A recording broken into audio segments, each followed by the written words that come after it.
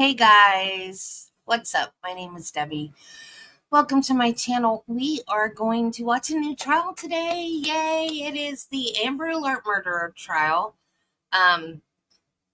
New Hampshire v. Dustin Duren, and the only thing I know is that I think he shot the mother of his children. I don't think they were married.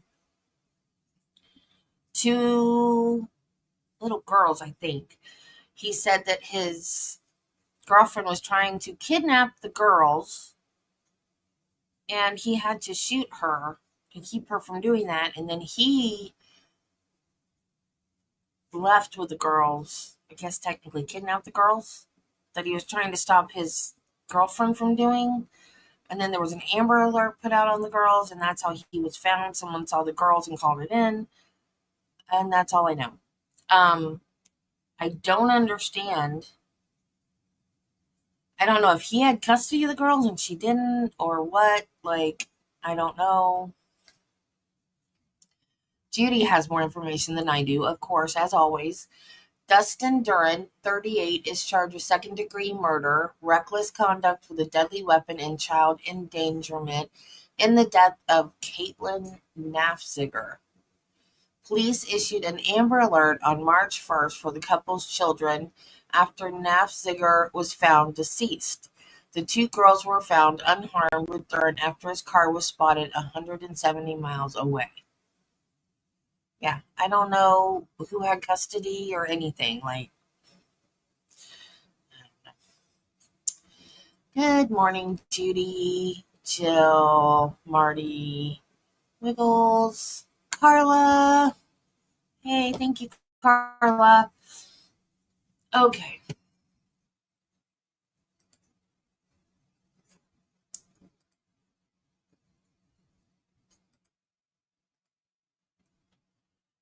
And as usual, we're about half an hour behind the live. So we can zoom through the boring parts.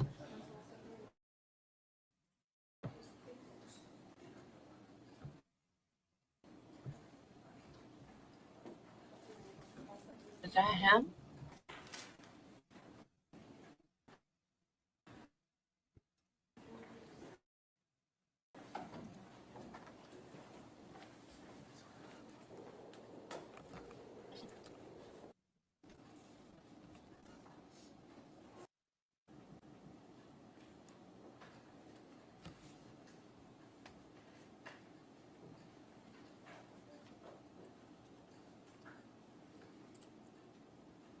Maybe we're not a half hour behind.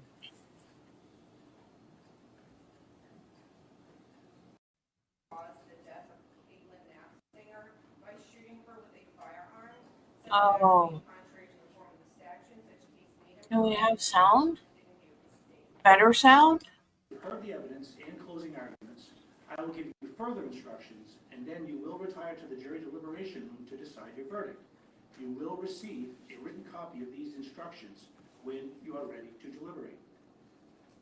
In order to reach a fair and just verdict, you must understand and follow the law as I explain it to you. For example, you have to understand the definitions of the crimes with which the defendant is charged. You have to understand how convinced one way or the other you should be before you reach your verdict, and you have to understand what to consider in deciding whether to believe a particular witness. These instructions, as I said, will explain the law as to these and other matters so that you can reach a fair and just verdict. It is up to you to decide the facts of this case. You and you alone are the judges of the facts. You must decide the facts solely from the evidence in this trial. You apply the facts as you find them, way you reach your verdict. You should decide the facts in this case without prejudice, without fear, and without sympathy.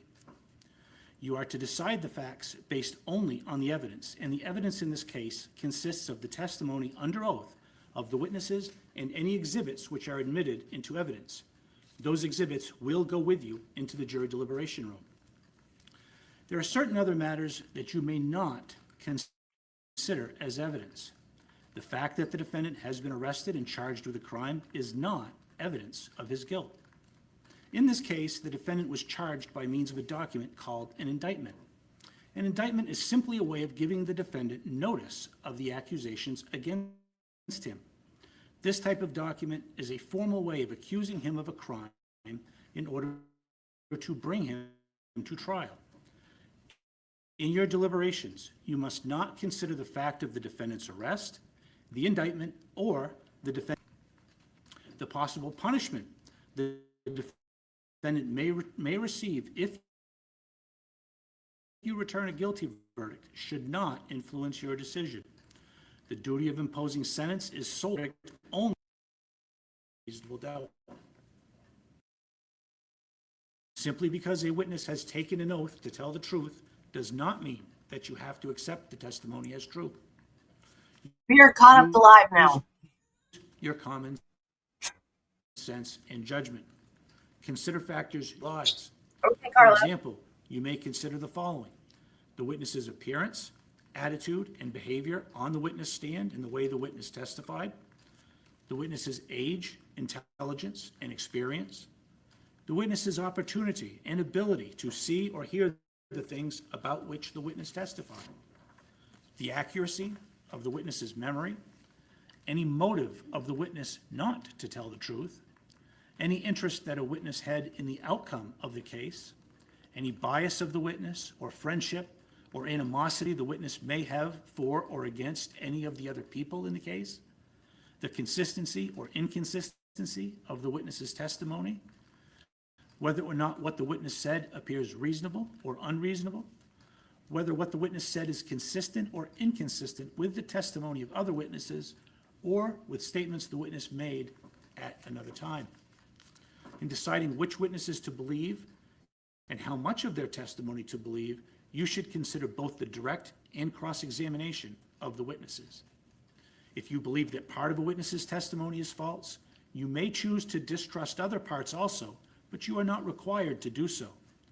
Inconsistencies and contradictions within a witness's testimony or between witnesses do not necessarily mean that you should disbelieve the witness. It is possible for honest people to witness the same event and see or hear things differently. You should evaluate inconsistencies and contradictions and determine whether they are important or unimportant. You need not believe any witness even though the testimony is uncontradicted, nor are you required to accept testimony as true simply because some or even all of the witnesses agree with each other. You may find the testimony of one witness or of a few witnesses more persuasive than the testimony of a larger number. The principles I have outlined regarding judging the credibility of witnesses apply to all witnesses, whether they are ordinary civilians, police officers, or otherwise. In short, you should consider the testimony of each witness and give it the weight you think it deserves. You can accept all of what a witness says, you can reject all of what a witness says, or you can accept some of it and reject some of it. It is up to you. Now, I've addressed what you should not consider and what you should consider in reaching a verdict. I am now going to discuss how convinced one way or the other you must be, and this is referred to as the burden of proof. Under both our state and federal constitutions, all defendants in criminal cases are presumed to be innocent until proven guilty beyond a reasonable doubt. The burden of proving guilt rests entirely on the state. The defendant does not have to prove his innocence. The defendant enters this courtroom as an innocent man, and you must consider him to be an innocent man until the state convinces you beyond a reasonable doubt that he is guilty. If, after all the evidence and arguments, you have a reasonable doubt as to whether the defendant committed any one or more elements of the offense, then you must find him not guilty. Ladies and gentlemen, a reasonable doubt is just what the words would ordinarily imply. The use of the word reasonable means simply that the doubt must be reasonable rather than doubt based on reason. It is not a frivolous or fanciful doubt, nor is it one that can easily be explained away. Rather, it is such a doubt based on reason as remains after consideration of all the evidence the state has offered against it. The test you must use is this: if you have a reasonable doubt as to whether the state has proven any one or more of the elements of the crime charged, you must find the defendant not guilty. However, if you find the state has proven all of the elements of the offense charged beyond a reasonable doubt, you should find the defendant guilty.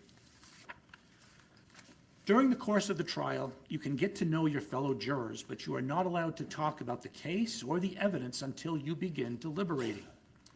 It is quite natural to want to talk to your fellow jurors about the case as it unfolds, but it is really important that you not do that.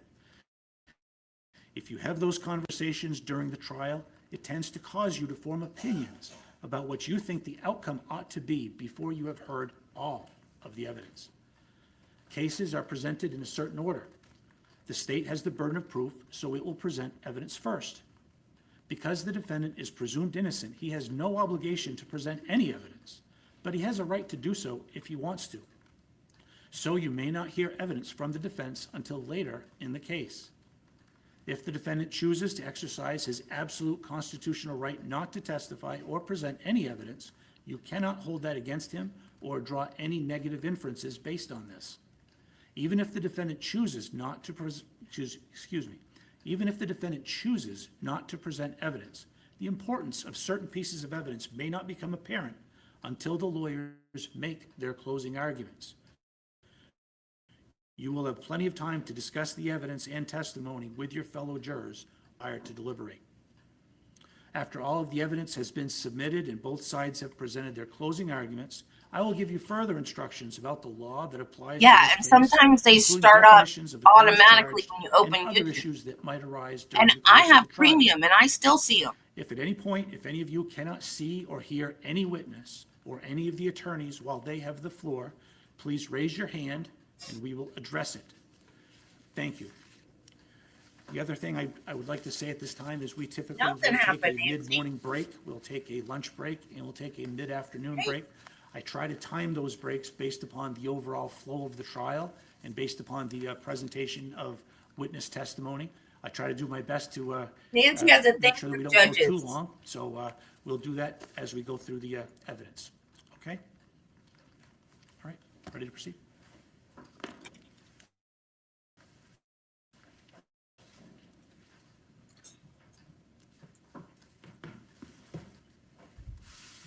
Hey, Nancy.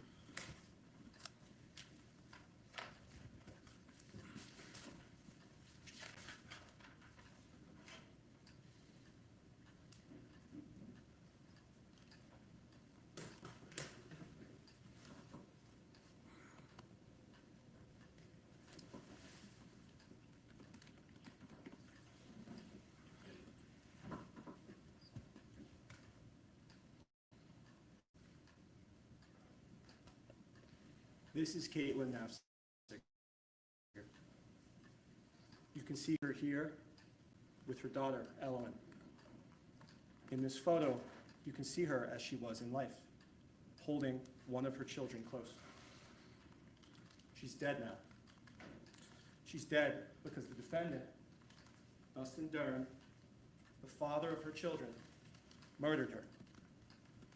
As Caitlyn sat on the couch, holding her 4-year-old daughter Ellen on her lap, very much like you see there, the defendant ripped Ellen from Caitlyn's arms. He stepped back, pointed his 9mm Beretta semi-automatic pistol at Caitlyn's head, and pulled the trigger.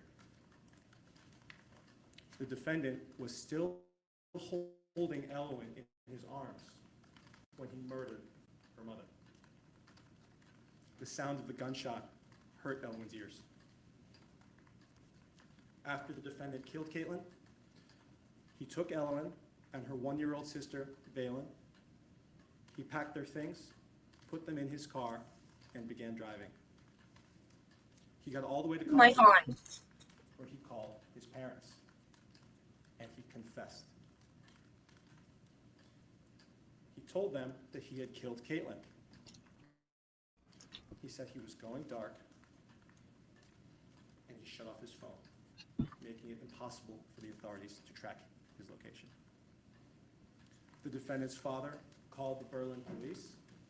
The police went to the defendant's apartment and found Caitlyn there, dead. few hours later, in the early morning hours of March 1st, 2024, an Amber Alert went out, including descriptions of the defendant, the girls, and the defendant's car. It was that Amber Alert that led to the defendant's arrest, after a citizen told the Keene police that she saw the defendant's car heading in the direction of an Applebee's in Keene. The police found the defendant in his car in the parking lot of Applebee's. Elowen and Valen were in the back seat. The murder weapon, that 9mm Beretta semi-automatic pistol, was in the driver's side door. After his arrest, the defendant gave an interview with the New Hampshire State Police. He told them his version of the story, his version of what happened between him and Caitlyn. He told the police that he wanted Caitlyn to leave his apartment, and when she wouldn't, he got angry.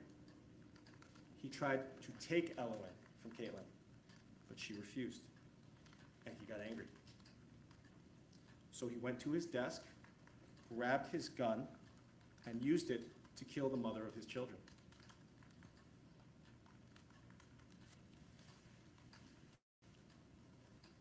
You can see the words "very deliberate" up there on the screen. Those are his words, the defendant's words. Those are the words that he used to describe his killing of Caitlyn Naffziger when he spoke to the police. Ladies and gentlemen of this jury, this will not be a case that is difficult to understand. This will not be a whodunit. There will be no mystery. The evidence will prove to you beyond a reasonable doubt that Dustin Duren murdered Caitlyn Naffziger. The evidence will also show you why he did it. This is a case about anger and control. According to the defendant, he and Caitlyn had argued over the course of the day. He wanted her to leave and go back to Minnesota, where she was from. And when Caitlyn refused to do what he wanted, when he couldn't control her actions, Oh, this had nothing to do with self-defense. so he took his gun, pointed it at Caitlyn, and pulled the trigger. It was, as he said, a very deliberate act. During this trial, the state will provide you with evidence that proves beyond a reasonable doubt that Dustin Duren is guilty of the murder of Caitlyn Naffziger, as well as the crimes of reckless conduct with a deadly weapon and endangerment of a child. You will be given that evidence in the form of witness testimony, photographs, videos, and physical evidence. Caitlyn Naffziger and Dustin Duren were both from Minnesota. Together, they had two daughters, Elowen and Valen. In February of 2024, Elowen was 4 years old, and Valen was 1. Caitlyn and the defendant did not have a good relationship. It was rocky. By January of 2024, things were not in a good place. That month, the defendant moved from Minnesota to New Hampshire. He brought Elowen with him. Caitlyn and Valen lived in Minnesota. The defendant drove from Minnesota with Elowen, and on January 23rd, he moved into an apartment in Berlin. That apartment was at 1063 Main Street. You can see 1063 Main Street here. It's a multi-family home in Berlin. The defendant's apartment was on the ground floor. After the defendant and Elowen arrived in New Hampshire, the defendant and Caitlyn argued over the phone and through text messages. They argued about the children and their future.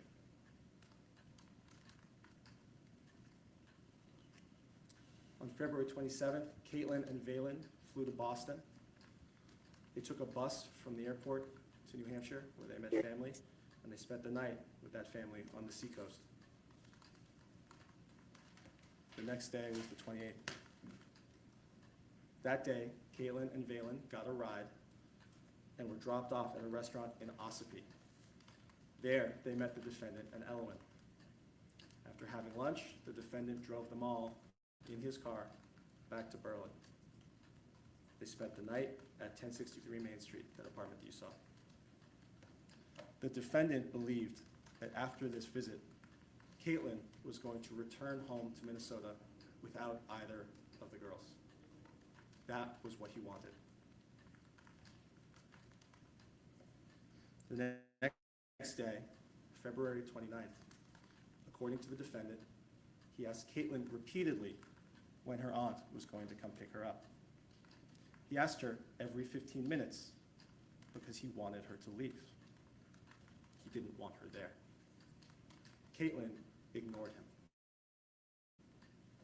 After repeated questions from the defendant about when she was going to leave, Caitlyn told him, "I'm not leaving, I'm staying." During the course of that day, according to the defendant, Caitlyn threatened to call the police and have the children taken away from him. This continued throughout the day. That evening, after a day of asking Caitlyn when she would leave, and a day of Caitlyn not doing what he wanted her to do, the defendant got angry. He was so angry that he started packing up Caitlyn's things so that he could drive her to the seacoast, do it himself. His plan was to load Caitlyn, her things, and both girls into the car, drive Caitlyn to her family and drop her off, and then return back to Berlin with both of the girls.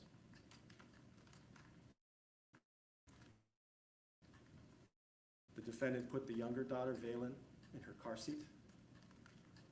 Caitlyn remained sitting on the couch, holding Elwin in her arms. Similar to that photo. Caitlyn did not want to leave. The defendant tried to grab Elwin from Caitlyn, but Caitlyn would not let go. She continued to hold Elwin. She didn't want to leave. This made the defendant even angrier. Angry that Caitlyn refused to leave his apartment, and angry that she refused to let go of her daughter Elwin, the defendant had had enough. In his mind, the line had been crossed. Those are his words. Those are the words he told the police, and he described to them why he killed Caitlyn and what was going through his head. By refusing to allow him to take her child from her arms, Caitlyn had crossed the line.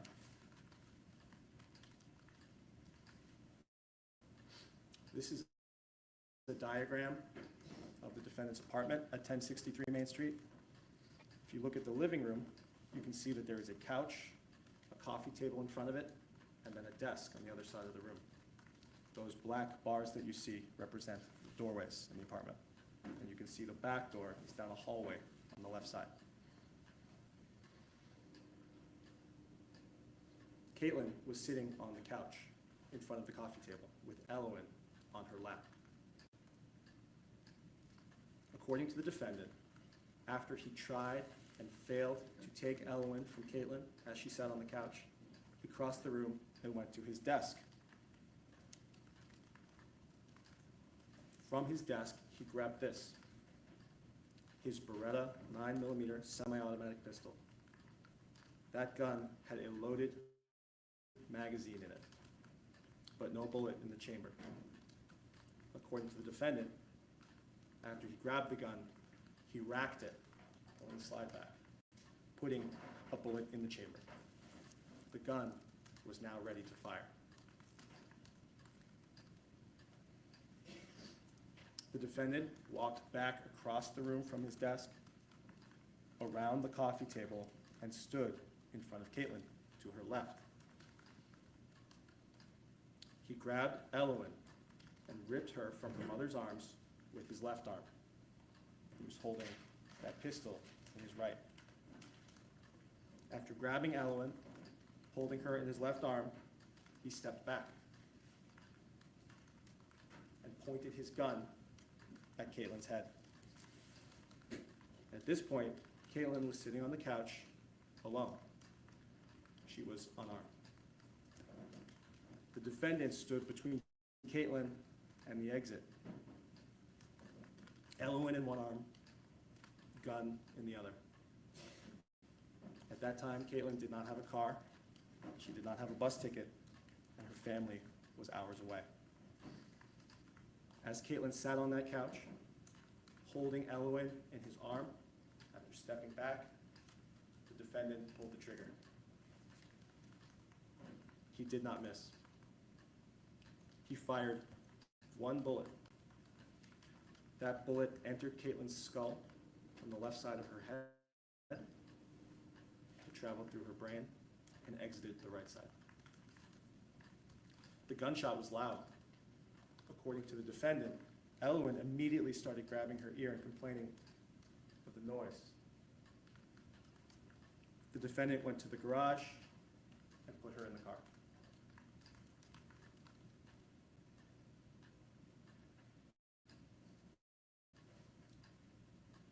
This is what the defendant told the detectives later about what he was thinking at that moment after shooting Caitlyn in the head. He told them that he knew, in his words, that he was screwed. He understood what had happened, and he understood the consequences. He went back in the house. He got Valen, who was still in her car seat. He grabbed clothes for himself and for the girls. He grabbed food and water. He grabbed pillows and blankets. He put all of these things into his car. He grabbed his desktop computer. You can see it there in the defendant's trunk. After packing up those supplies with both girls in the car, the defendant started to drive. The defendant left his apartment in Berlin sometime between 5:38 p.m. and 6 p.m. on February 29th. He drove to Concord, arriving a little bit before 9 p.m. In Concord, the defendant sent a video of the girls to his mother, and then he called his parents. At 10:08 p.m. in Concord, he called them and told them what he had done. He said, "I killed Caitlyn." He said, "You should probably call the police." He also said, "I'm going to go dark. I'm not turning off my phone." He said he would turn himself in, but he wanted some time with the girls before he did it. At about 10:22 p.m., the defendant did turn off his phone. According to him, he drove west into New York State. At some point, he stopped, and he and the girls slept in the car in the back seat. According to the defendant, when he woke up the next morning, he decided to turn himself in. So he started driving back to New Hampshire.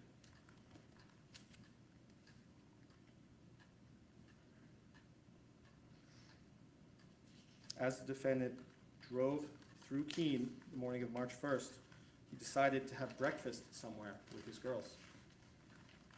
While driving, he was seen and he was placed under arrest. The murder weapon, that 9mm Beretta semi-automatic pistol, was in the door, still loaded. That was March 1st.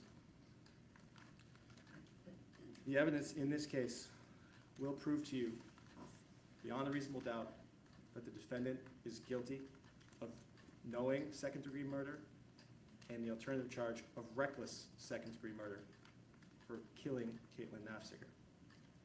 It will also prove that he committed the crimes of reckless conduct with a deadly weapon and endangerment of a child.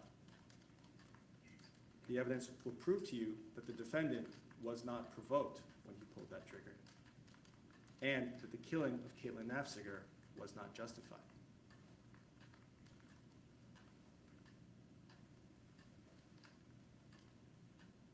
When asked by a detective if Caitlyn had threatened to harm anyone, he said no.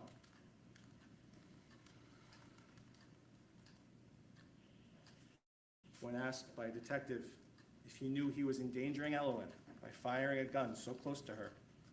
He said, yes.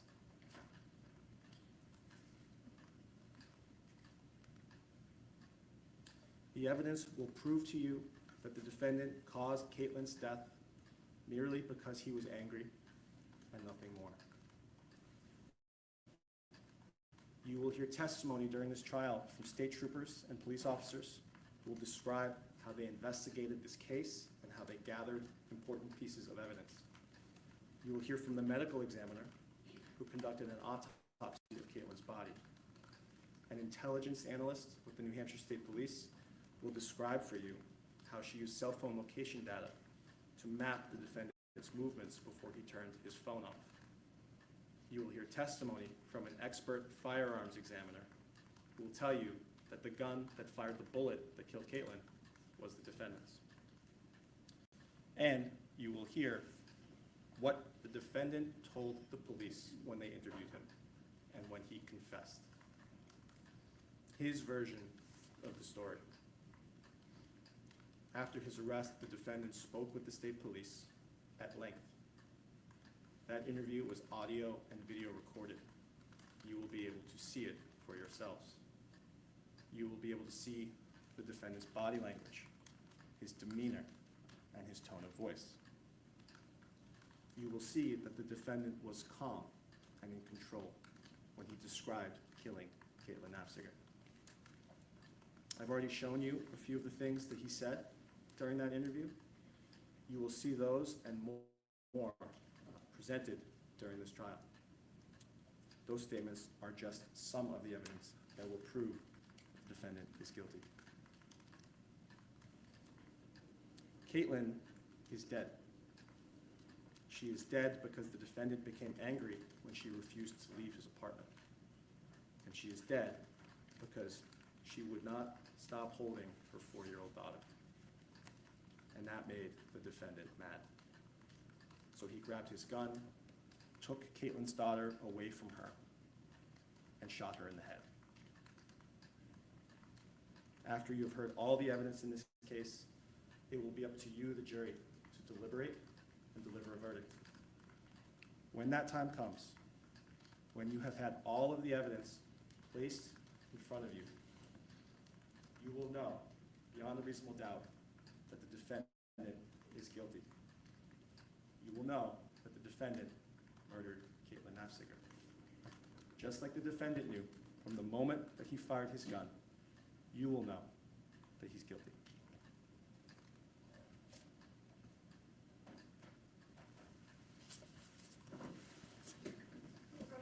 Certainly.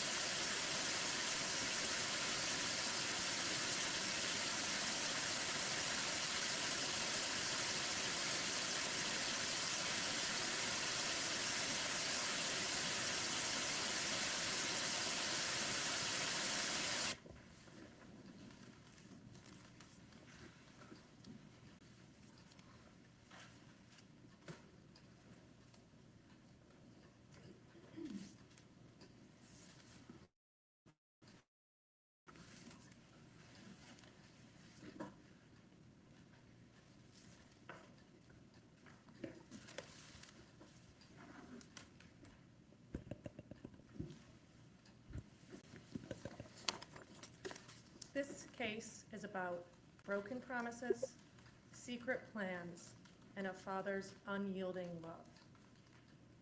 It's about a Marine reacting to a threat toward his beloved daughter. A horrific tragedy, but not a criminal offense. Dustin Duren is not guilty. Dustin, a Marine veteran, responded to a threat when he shot Caitlyn one time. He saw his daughter being held hostage in front of him. He believed his daughter was in danger of being hurt, in danger of being a pawn in a custody dispute, in danger of being taken away from him, in danger of being kidnapped. The law allows for deadly force to be used against another in certain circumstances. The law says Dustin's actions were justified. That was a white noise He's machine. not guilty of murder. He is not guilty of reckless conduct. He is not guilty of endangering the welfare of a child. You will hear that Caitlyn agreed with a plan to let Dustin take their daughter Ellen to Berlin, New Hampshire from Minnesota, and that she would follow later with their younger daughter Valen.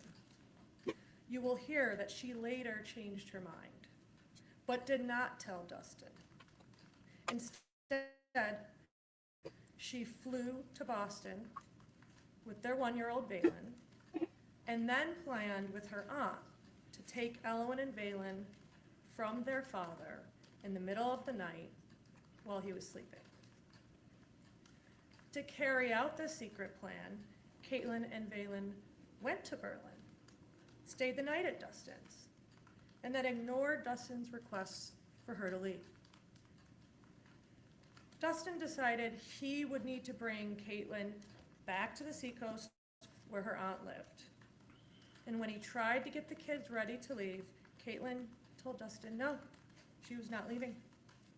She demanded Dustin pay her more money. She threatened Dustin she was going to call the police and lie to them, accusing him of kidnapping Ellen. She told Dustin she was taking the kids back to Minnesota and he would never see them again. While making these threats, Caitlyn remained seated on the couch, holding on to Ellen. She would not let go of Ellen when Dustin tried to free her. She gripped Ellen. She tugged Ellen. She bear hugged Ellen. Ellen was being held hostage right in front of Dustin. Dustin did not want to hurt Ellen. She was crying. He was worried she was being hurt. On the third attempt to free Ellen from Caitlyn's grip, Ellen let out a shriek. This was a startling and terrifying reaction that caused something in Dustin to tick.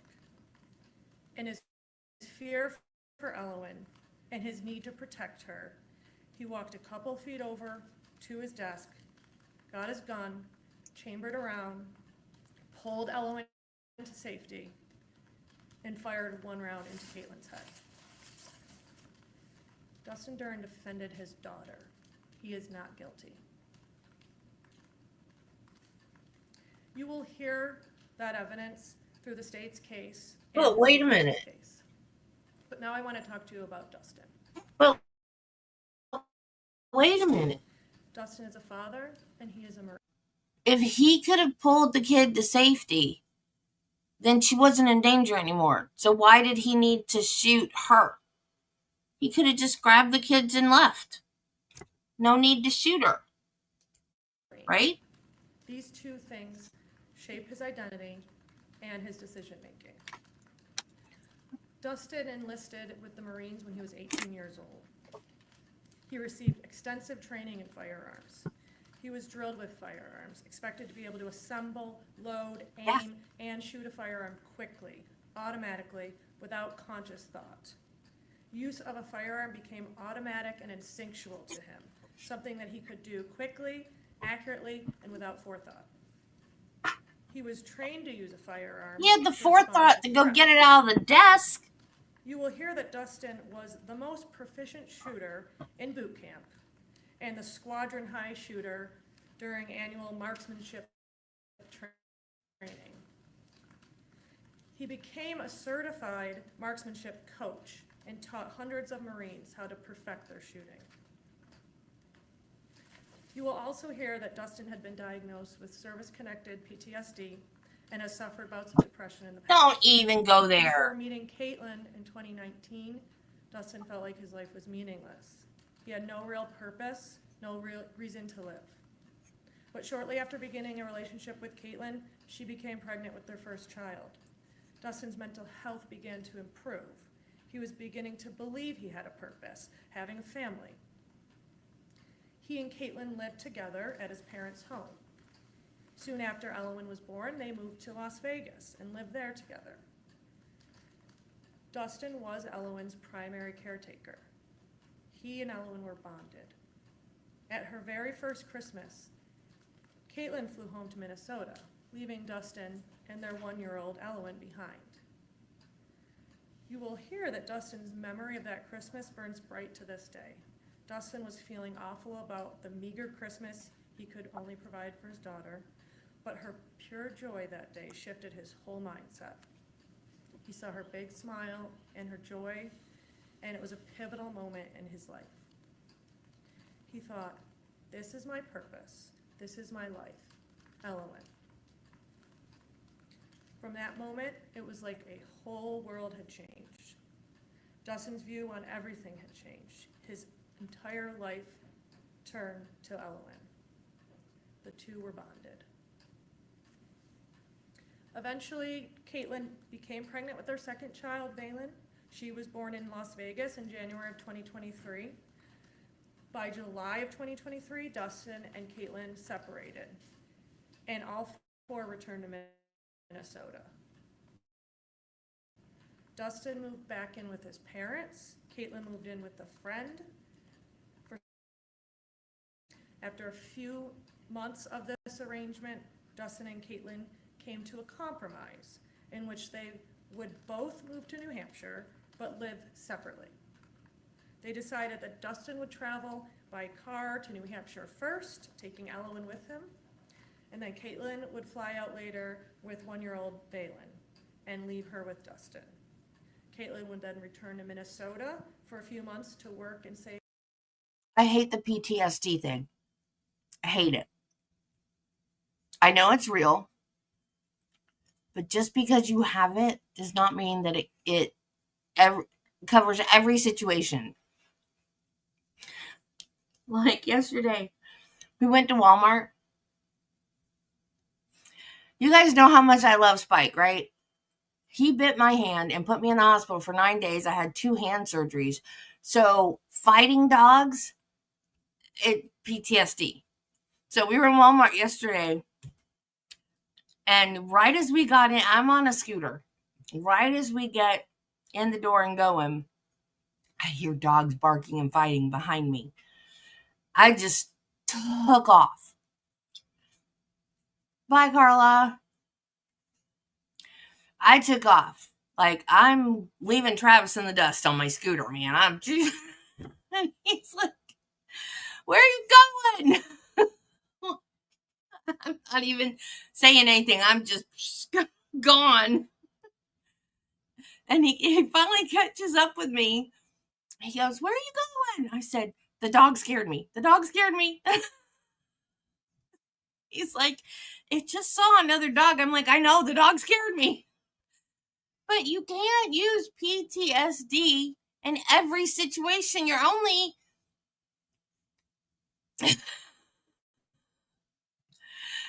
you only have the PTSD for the situation.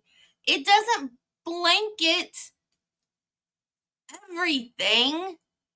It doesn't blanket every stress you have in life. It's only for that one thing. If I hear dogs fight, I run from it now because that's how I got bit. My dogs were fighting. I got in the middle of them. I'm not afraid of Spike until he starts to fight with another dog. And then I'm like, I'm gone. You can't blanket PTSD. So he was in the service. That's his baby and the mother of his child. That does not do any callbacks whatsoever to his military service. I'm sorry. You can't. Oh, Nancy, I'm sorry. I hate it when people, I have I've got PTSD from that and from having cancer and being in the hospital over and over. I can't use that to excuse anything else in my life. That's PTSD is not a blanket excusal of your actions. You don't get to. This is gonna aggravate me, y'all. I know it is. Save some money, and then moved to New Hampshire permanently in the early summer when she would have seasonal employment with her Aunt Brenda in Hampton. Dustin prepared for the trip to New Hampshire. He found an apartment in Berlin and showed Caitlyn photos of the apartment. Caitlyn gave Dustin a bunch of Elwyn and Vaylin's stuff to take with him. The day Dustin left, he picked Elwyn up from where Caitlyn lived at her friend's house, and Caitlyn willingly handed over Elwyn. Caitlyn did not call the police. She did not report a kidnapping. She agreed to this plan. On their trip east, Dustin called and texted Caitlyn several times with updates. He sent pictures of Elwyn.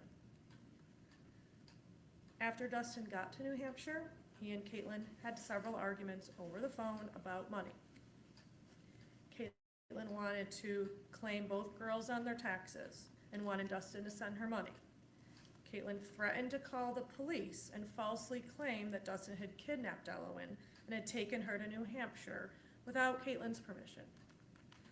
Dustin was worried that Caitlyn wouldn't bring Vaylin and that the girls would be separated. You will hear that when Caitlyn made this threat a few weeks before this incident, Dustin was alarmed. He called Caitlyn's mother. He called Caitlyn's father. He called the Berlin Police Department. He offered to let Caitlyn claim both girls on their taxes, paid for her plane ticket to New Hampshire, and sent her some money. 2 weeks later, Caitlyn and Vaylin did fly to Boston, as planned, on the 27th of February. Dustin knew when they would arrive in Boston, but no other details, because Caitlyn did not share those. He did not know how Caitlyn and Vaylin were getting to Berlin or when. He did not know if Caitlyn planned on staying in Berlin or where she would stay. He assumed she wanted to stay a couple days in Berlin to visit with Elwyn and offered for her to stay with him and the girls, but Caitlyn declined this invitation. Caitlyn had other plans, secret plans she did not share with Dustin. You will hear about the plan that Caitlyn created with her Aunt Brenda. Brenda will tell you that she lives in Hampton. She spoke to Caitlyn about her visit to New Hampshire. She will tell you that Caitlyn and Vaylin flew into Boston and shuttled to Seabrook, where Brenda and her friend picked them up. Brenda will tell you that Caitlyn and Vaylin spent the night in Hampton, and while there, Brenda and Caitlyn came up with a plan to take the kids from Dustin. Objection. Reapproach. Yep.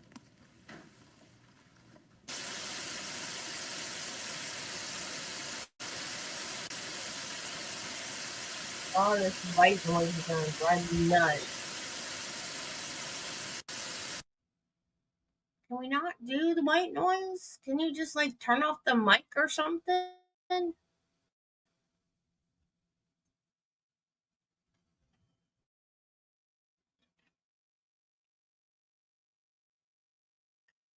I guess I'm just gonna be muting it. Funny. Their mics aren't loud enough, but the white noise is.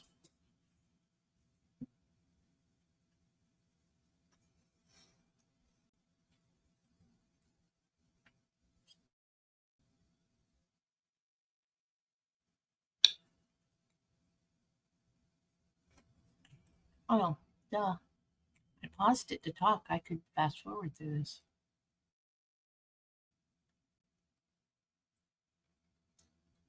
Maybe.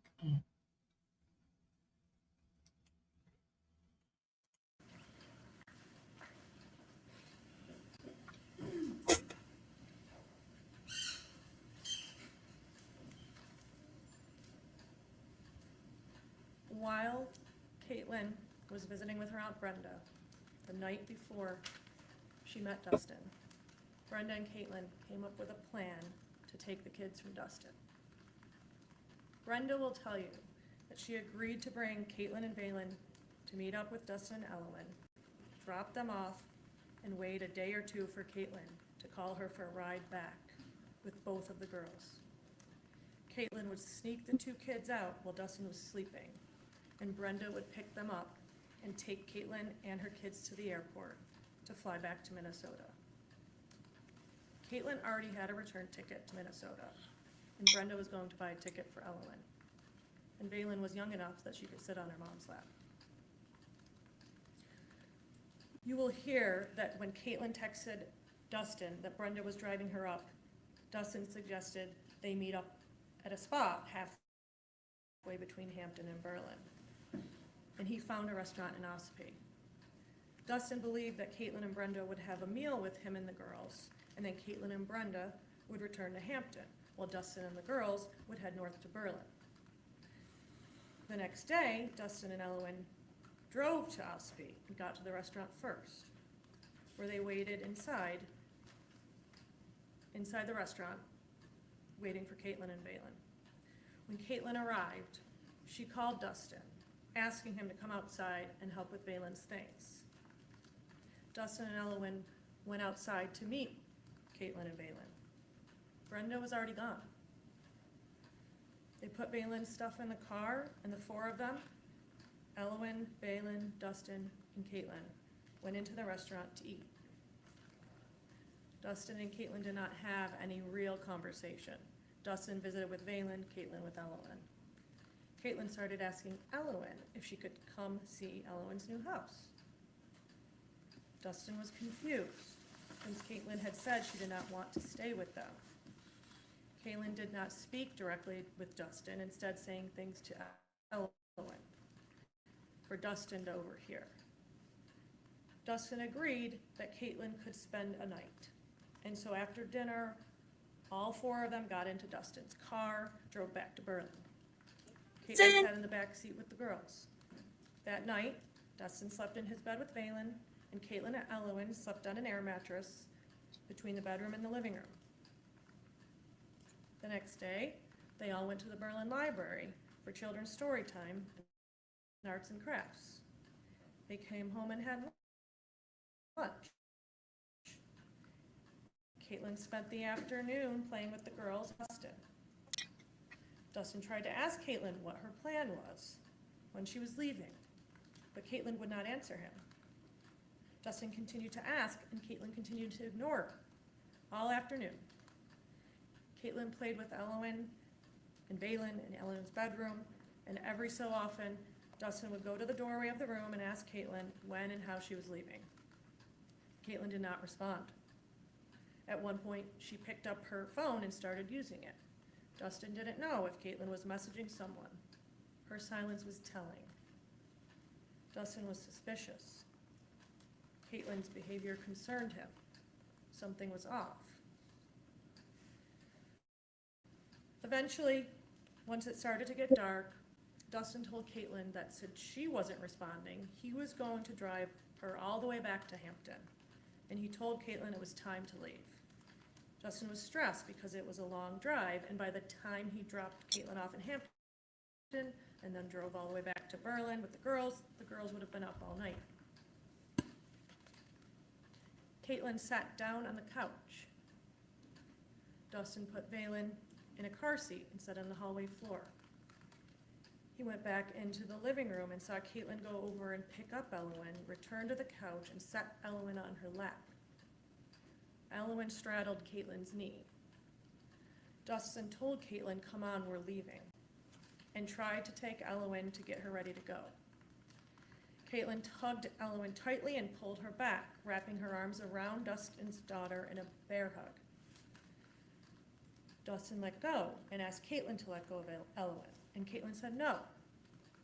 Dustin kept asking Caitlyn to let go of Elowen and get ready to leave. Caitlyn started demanding Dustin pay child support, give her $2,000 per month.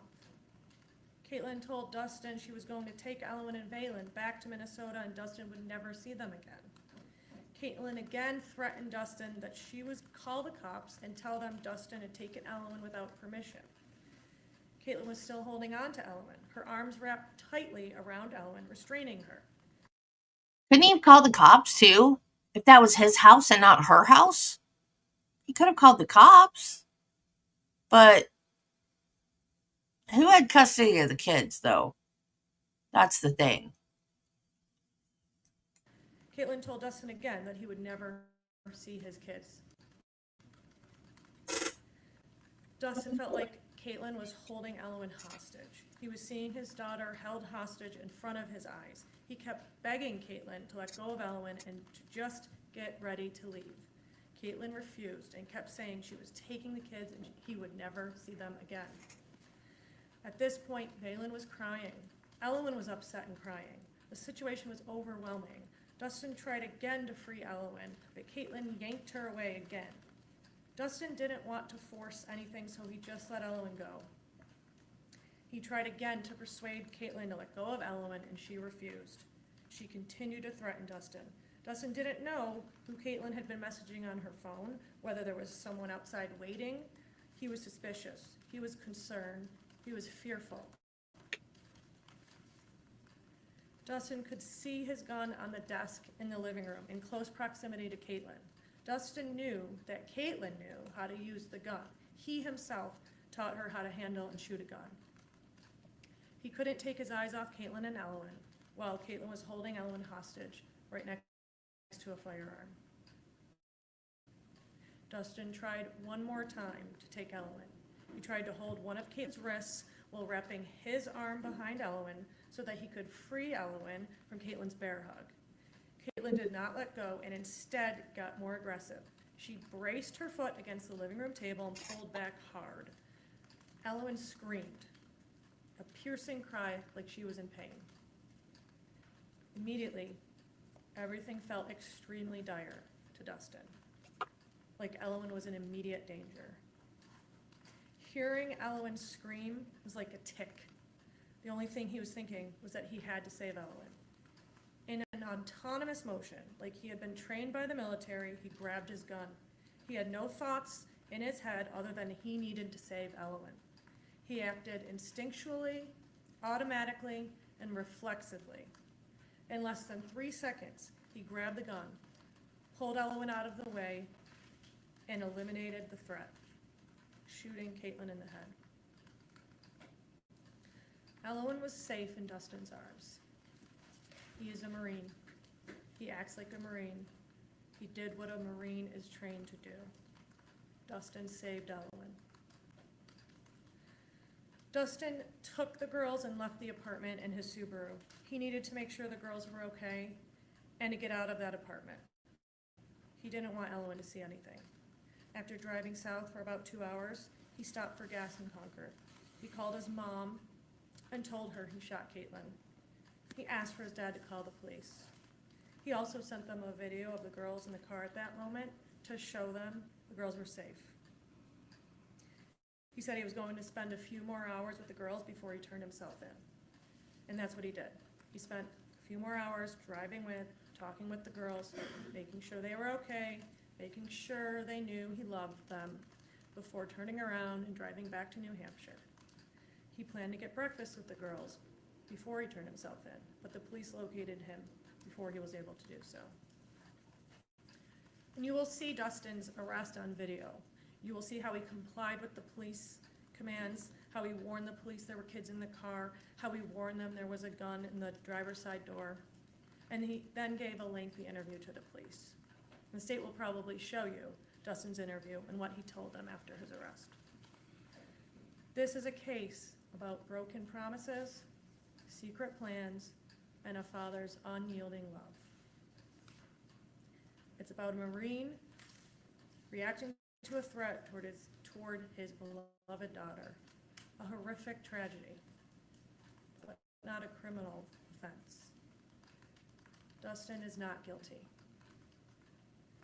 At the end of the evidence, the judge will instruct you on the law. and he may explain to you that what the law allows when defending others. He may instruct you that a person is justified in using deadly force against another when he reasonably believes that such person is committing or about to commit a kidnapping, is likely to use any unlawful force against a person present while committing or attempting to commit a burglary, or is likely to use any unlawful force in the commission of a felony against the actor within his own dwelling or home. When he shot Caitlyn, Dustin reasonably believed that Caitlyn was about to kidnap Elwyn and that Caitlyn was using unlawful force to commit a crime. She was holding Elwyn hostage in front of him, threatening that she would take his kids to Minnesota and he would never see them again. Caitlyn would rather hurt Elwyn than let her go. And when Caitlyn hurt Elwyn, Dustin acted to save her. Dustin's entire life purpose was to be a good father for Elwyn and Balin, and he did what he believed was necessary to protect Elwyn. The judge may instruct you. You cannot convict Dustin unless the state proves to you not only that Dustin killed Caitlyn, but that he did so without justification. You must find Dustin not guilty unless you are convinced beyond a reasonable doubt that Dustin did not act to defend his daughter and prevent a kidnapping. The state will not meet its burden. Dustin was justified under the law. He acted to protect his daughter. After hearing all the evidence, we are confident you will find him not guilty.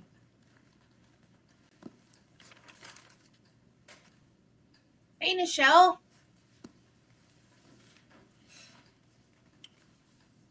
Okay, thank you.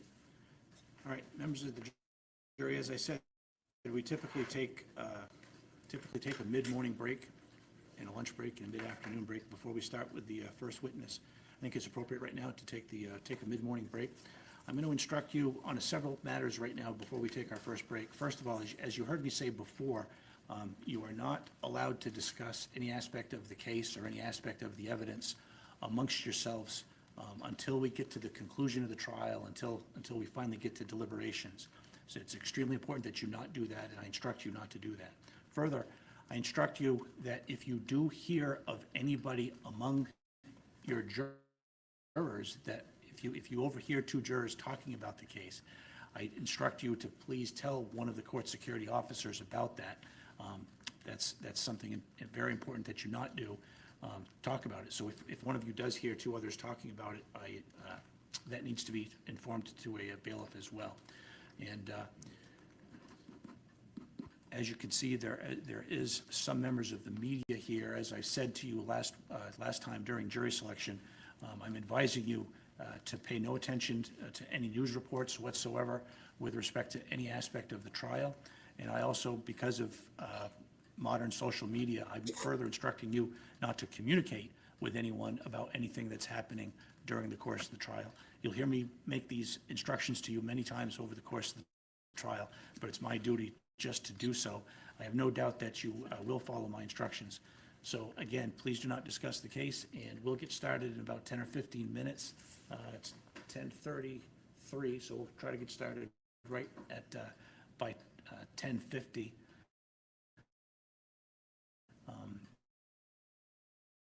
And so with that, we'll take a break. Okay, thank you.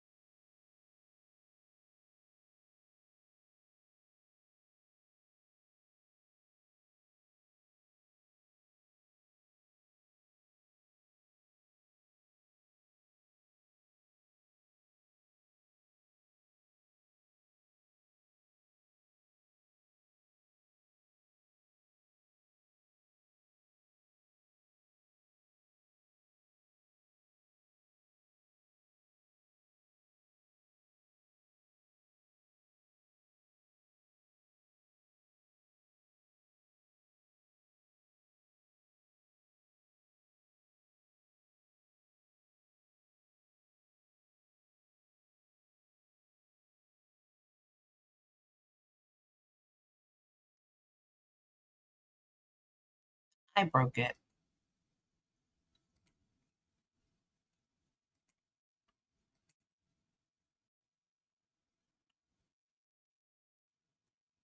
I broke it trying to show y'all my roller coaster face. That's my roller coaster face.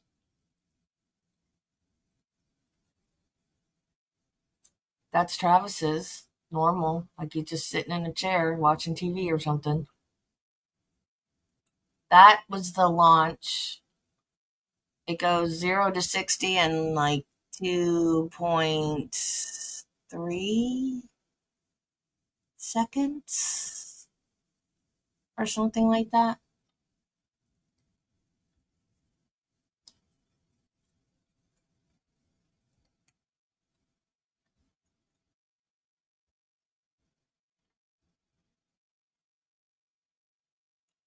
I love this is my first magic shot ever. Oh, I have comments on this photo. I should go look at them. You told us to look down and to the right.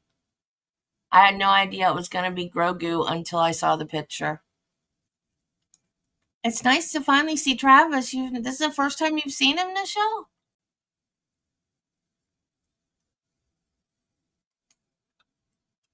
I wanted a picture with the stormtrooper. He said no. Oh, thank you, Nichelle. I think so too. And that, my friends, was a bucket list moment that I didn't know I was ever going to have.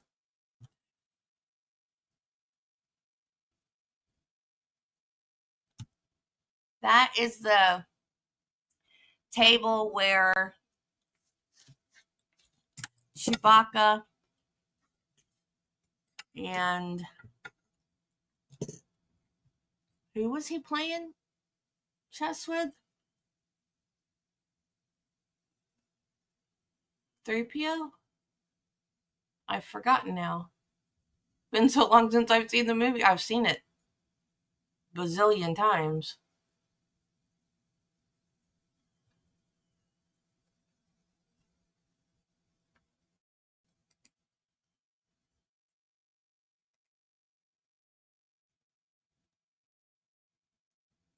It was so fun.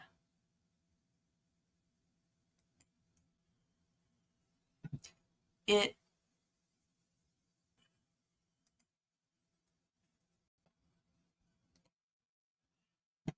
was so much fun. And the way they have it set up,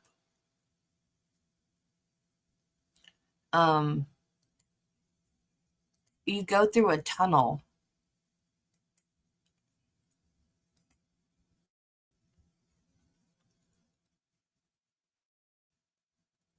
No, Luke was doing the training droid thing at the time. It must have been 3PO.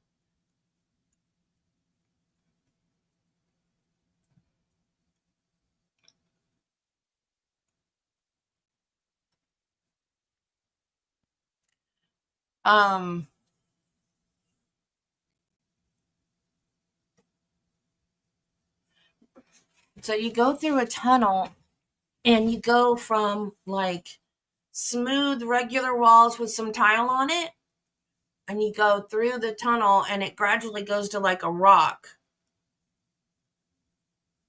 And then so it goes like rock, rough hewn, and then it looks more like Star Wars as you go through. So it's like total immersion. Like you go from modern looking into like the Star Wars, and then once you go through, everything is Star Wars, and it looks like you're really there. And even the restaurants and the gift shops, instead of it looking like you're walking into a store, it looks like the marketplace in the Star Wars movies. It looks like you're walking through a marketplace, and it's got like decorations hanging over between the buildings on the sides that are the different gift stores. There's a place where you can build droids, a place where you can build lightsabers, all kinds of stuff. And it has the decor and everything, and you just walk down it and it looks like you're in the movie. It's amazing. I mean, until you see the merchandise, because the merchandise is all modern stuff, of course, but it's so disguised. Allison Travis, my hubby, is a hottie.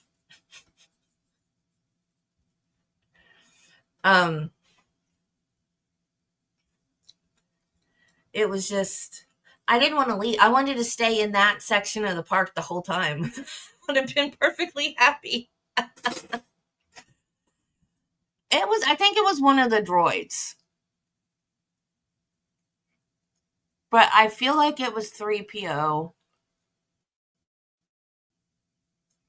because he says he's cheating or something.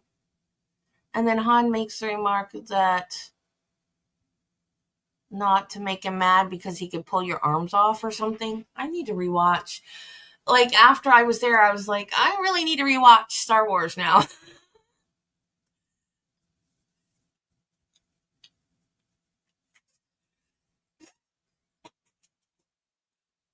Which one? And which picture?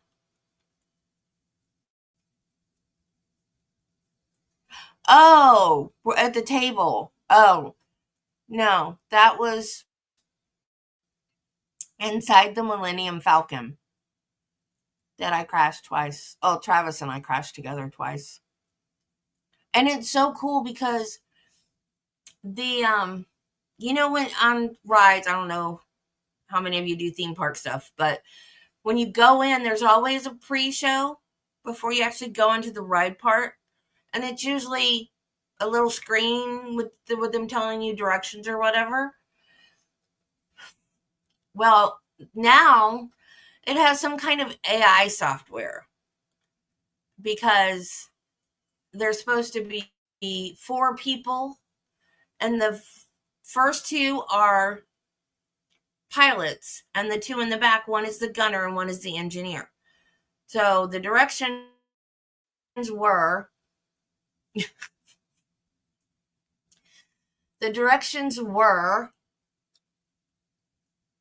that the guy on the screen, who is Hondo from Star Wars, he would be going with us, and he was going to engage the auto engineer because we didn't have a gunner or an engineer. So he was going to be gunner, and he was going to engage the auto engineer.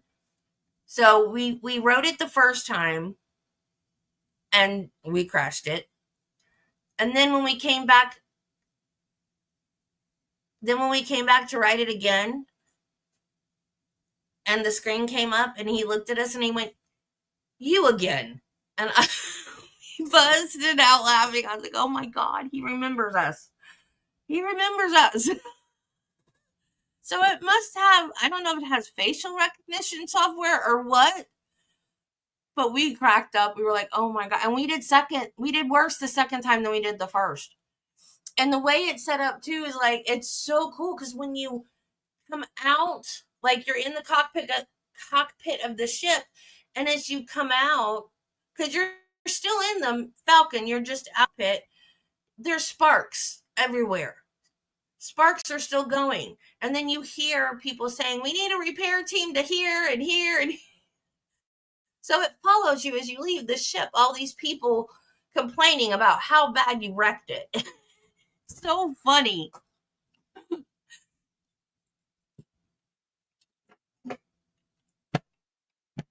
It's, well, they just did. They just did such a fantastic job at the immersion. It's just, if you're a,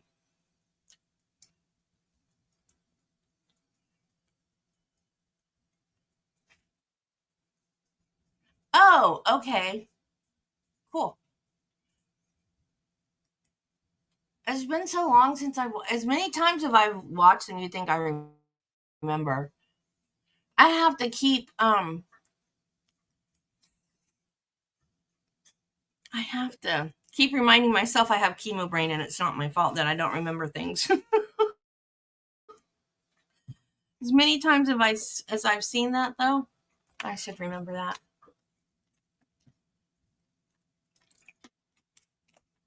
Oh, and speaking of immersion, we ate at one of the Star Wars restaurants, and I had fried tip-yip, which was just fried chicken, but it was cut in irregular pieces. So I couldn't tell if it was breast or thigh or what. I'm trying to think. I think it was dark meat. Yeah, I think it was dark meat. But it was cut in a way that you couldn't tell what piece of chicken it was. It wasn't pressed. It was chicken. It was full pieces of chicken, but it was cut in a weird way. It was boneless, and it was cut in a weird way so that it didn't look. Yeah, I have that too, Nichelle.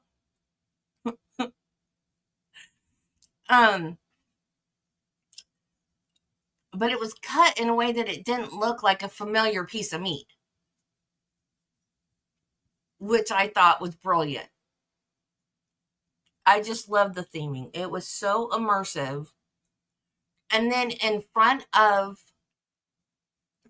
the Millennium Falcon, there's this great big open area. So we went back, we got there, we went there first and did some stuff. And then we came back at night. And there were kids out there at night. Hey, Ken. There were kids out there at night playing with their lightsabers and playing with their droids that they built and everything. And it was just the atmosphere of all these people enjoying the Star Wars ambiance. And it was so cool. And I just thought, this is the most amazing thing at Disney I have ever seen in my life. And of course, I was with old Stick in the Mud, so I didn't get to enjoy it as long as I wanted to. But I have my annual pass now. So, oh God, isn't it amazing, Ken? Oh my God, it is so amazing. So we were in the Millennium Falcon, and I'm taking pictures of the chess table thing. And the cast member, dang, I should have given her a cast compliment. Dang, I didn't get her name. Shoot. She goes, would you guys like me to take a picture of you guys with it, there? And I was like, yeah. I was like, can we sit on it? And she goes, yeah. And I was like, oh my God, I can sit on it. I got so excited.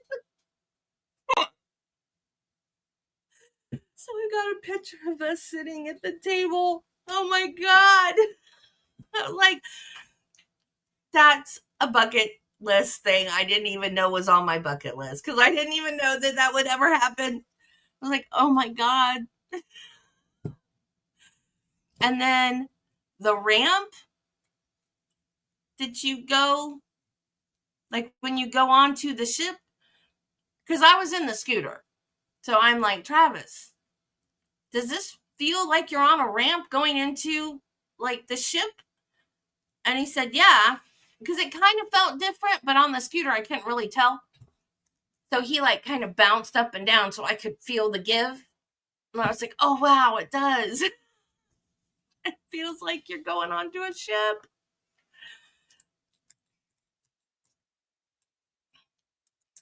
And then Star Tours is a flight simulator. And way back when it first got there, it was the same movie all the time. Now they've changed it to where it's random. So the first, we did that one twice. The first movie we saw in the middle of it, and it's 3D now too. So the first time we went through it, we got a 3D projection of the Mandalorian and Grogu. And Grogu had a frog. and Mando didn't want him to eat it. So he threw it out toward us. And then Grogu reached out with the Force and pulled the frog back, and he got it in his mouth. And then Mando made him spit it out. It came back and hit us in the face. And I had my Grogu on my shoulder at the time. Thank you. Please be seated. The only one I haven't seen in the theater is Certainly, episode 4 and 5. Yeah, absolutely. And then the second one we got had Ahsoka in it.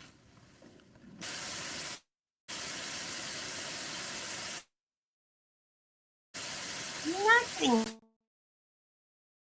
Marty, but we were on a break.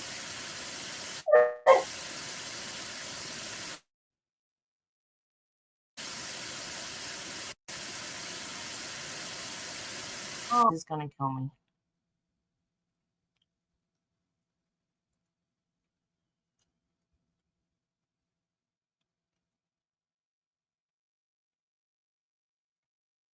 Yeah, the first Star Wars I saw was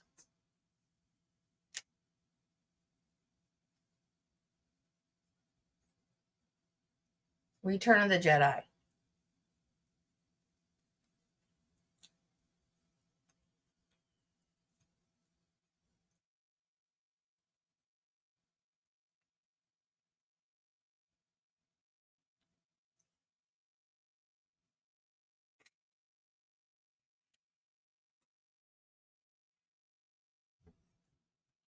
So I've not seen episode 4 and 5 in the movie theater. I've seen all the other ones in the movie theater.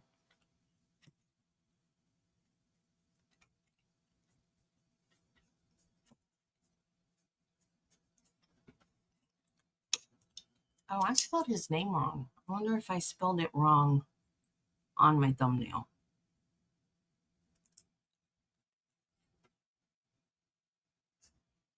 Oh, no, I spelled it right. Cool.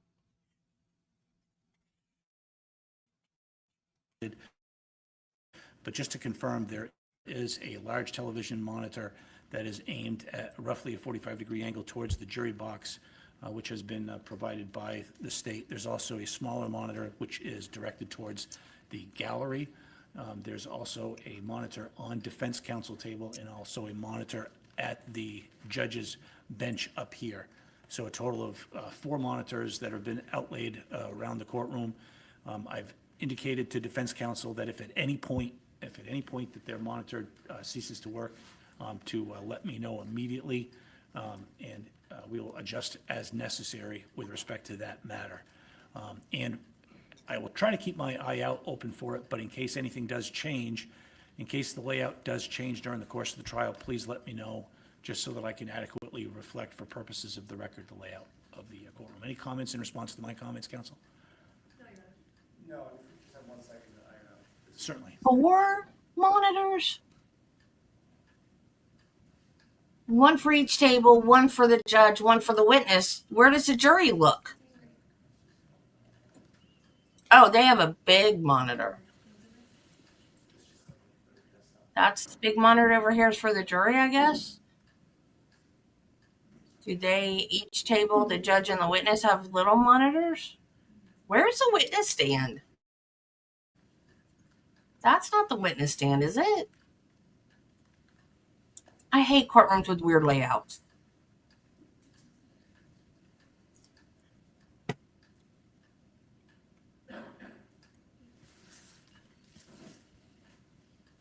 I do too, but a lot of people hate it. A lot of people think that Disney's ruined Star Wars. I feel the opposite.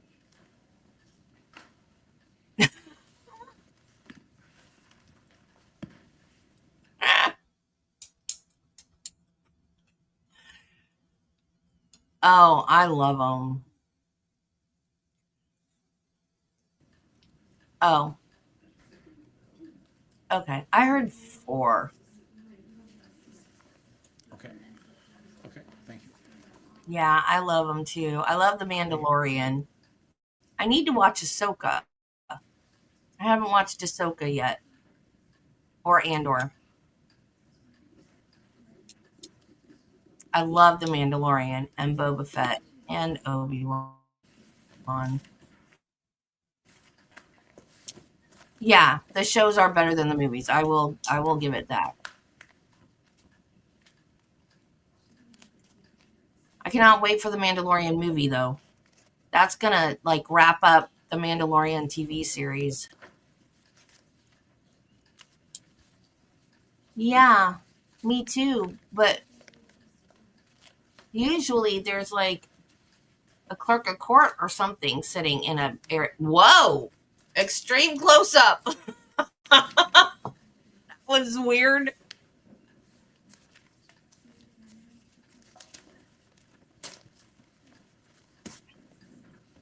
I like Rosaria Dawson as um, Osaka, but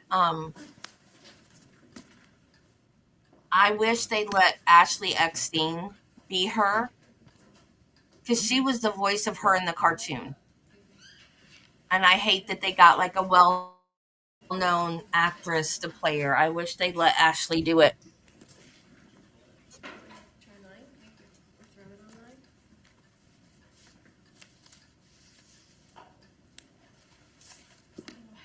It changed. Got it? Jill, did I send you the pictures of the Hondo animatronic? I gotta find my phone. I lost my phone again, and I meant for Travis to call it before he went to work, and I forgot. I gotta go find it. That Hondo animatronic is amazing, and he walks around.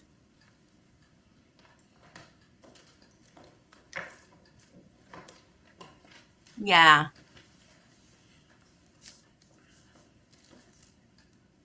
yeah. I love Obi-Wan. I love that show. That was so good, and that had the best lightsaber duel I think in any of the series ever, including the movies.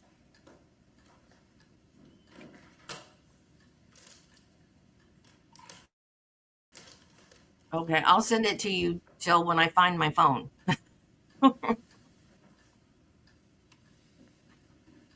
Yeah, and you spelled it wrong, and I forgot how to pronounce Ahsoka as soon as I saw the misspelled misspelled version. I had a brain fart. Yeah, he is. He's the one, the the pre-show thing. He was the one that looked at us and said, "Ah, you again." Yeah, he talks to you the whole entire time. You're on the Millennium Falcon, telling you what to do. Yeah, he got mad. He was mad at us. Good morning, thank you, please be seated. Hired pilots with no experience, Hondo. It's your fault.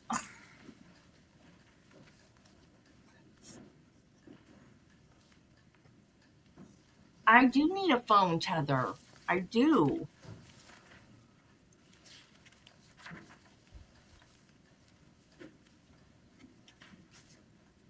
I don't know if you spelled her name wrong or not. I don't know how to spell her name. Do you swear that the testimony you're about to give is the truth under the bans and penalties of perjury? I do. Thank you, please have a seat. Every time I tell Travis I lost my phone, he just laughs and then helps me find it. Sir, could you please introduce yourself and spell your last name for the jury? Absolutely. My name is Eric Benjamin, Ericbenjamin. And sir, where do you work? I work for the Berlin Police Department. How long have you worked there? I've worked there about 10 years now. What is your current rank with the Berlin PD? I'm a detective sergeant. In addition to your regular duties as a detective sergeant, are you also a member of something called the Emergency Response Team? I am. Could you please tell the jury what is the Emergency Response Team? The Emergency Response Team is a group of officers who respond to high-risk situations which require additional training, equipment, and tactics to handle the situation appropriately. And Detective Sergeant, would it be fair to say the emergency response team that you're part of handles incidents like the one you described in the Berlin area and surrounding areas up kind of in the northern part of the state? Yes. Do you have any role within the emergency response team? I do. What is that? I am the team leader. Detective Sergeant, on February 29th of 2024,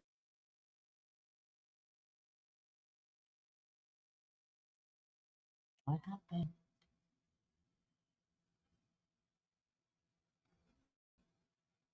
Why did it freeze?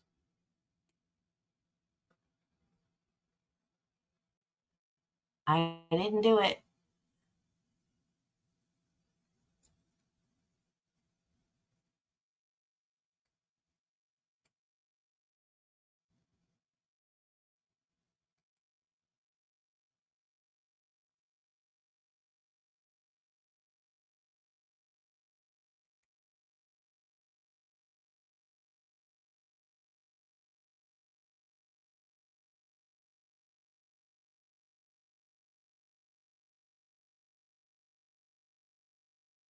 No, not because Debbie.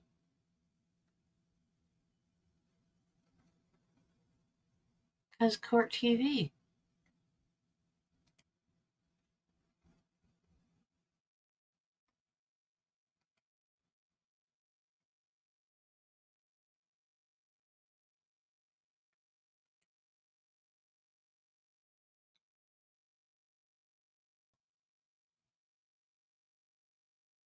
They're saying stand by.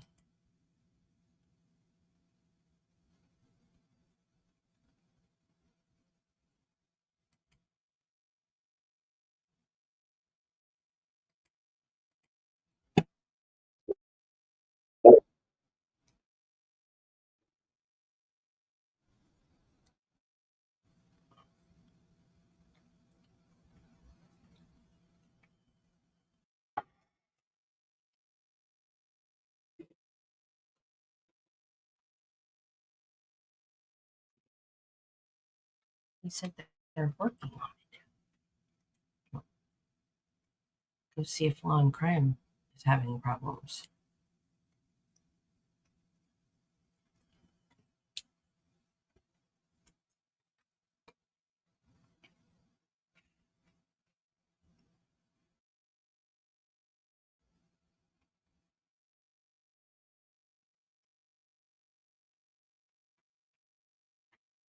Means you didn't break it.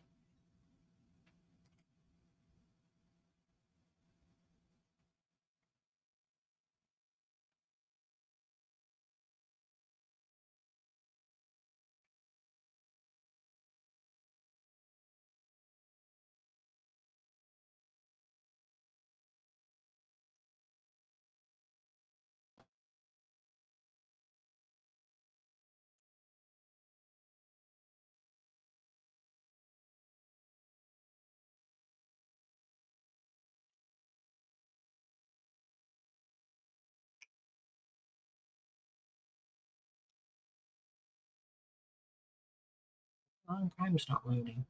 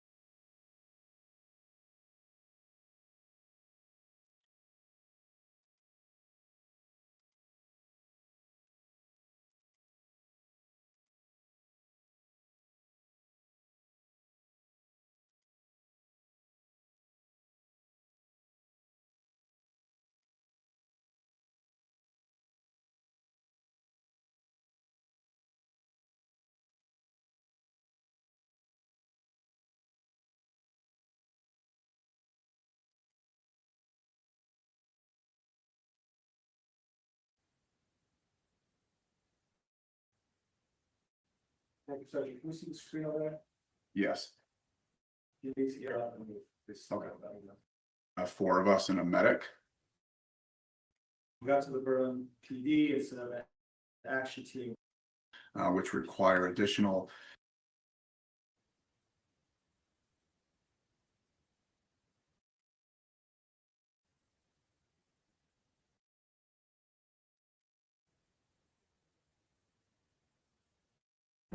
opinion. What is your current rank? with Berlin They PD? In addition to your regular duties, that so are a member of some of the emergency. What is the emergency response team? The emergency response team is a group of officers who respond to high-risk situations, which require additional training, equipment, and And Detective Sergeant, would it be fair to say the emergency response team that you're part of handles incidents like the one you described in the Berlin area and surrounding areas of within the emergency response team? I do. What is that? I am the team leader.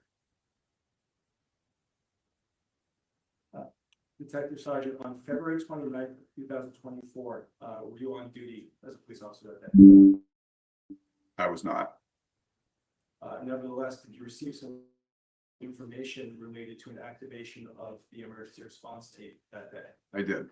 Out at the time. I received the first call around 11 p.m.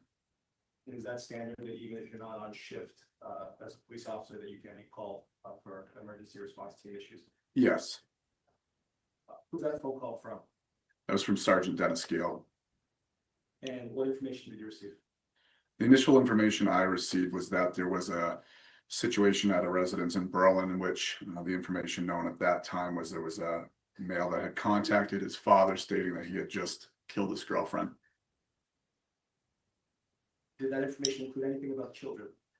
It did. There were 2 children that were allegedly with the male at the time, and their whereabouts were unknown. As a result of receiving that information, what did you do? Our team was activated as part of my role as the team leader.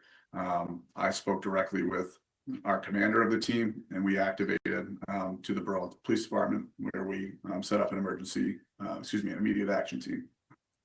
When you got to the Berlin PD, it's an action team. What did you do? We responded to a separate location near the residence where we met other personnel from the team. When you did that, were you dressed in your normal police uniform? I was not. What were you wearing? Due to the nature of the call and as well as the emergency response team's roles, rifles, the appropriate response for that is. Did you, so you mentioned that you went to a location near the apartment that was involved, is that right? Correct. How did you get there? We assembled in the Bearcat. Just generally, can you tell Jerry, what is a Bearcat? You know, the Bearcat is a piece of armored vehicle that we respond with our team in. So what particular location? thought you were engaged, were you Nancy. focused on? What it's called? The residence we were focused on was 1063 Main Street in Berlin. And did you get the name of the male involved who you mentioned that had called his father? I did. What was the name you got? Dustin Duren. How many members did you gather for your team? Initially, there were 4 of us and a medic. So you mentioned you went to the area nearby, 1063 Main Street in Berlin. Yes.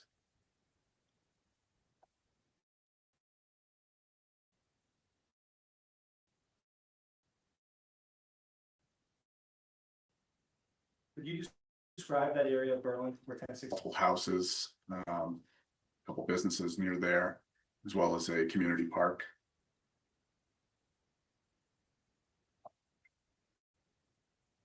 This time I move to introduce states exhibits 1, 2, 3A, 3B, 3C by agreement.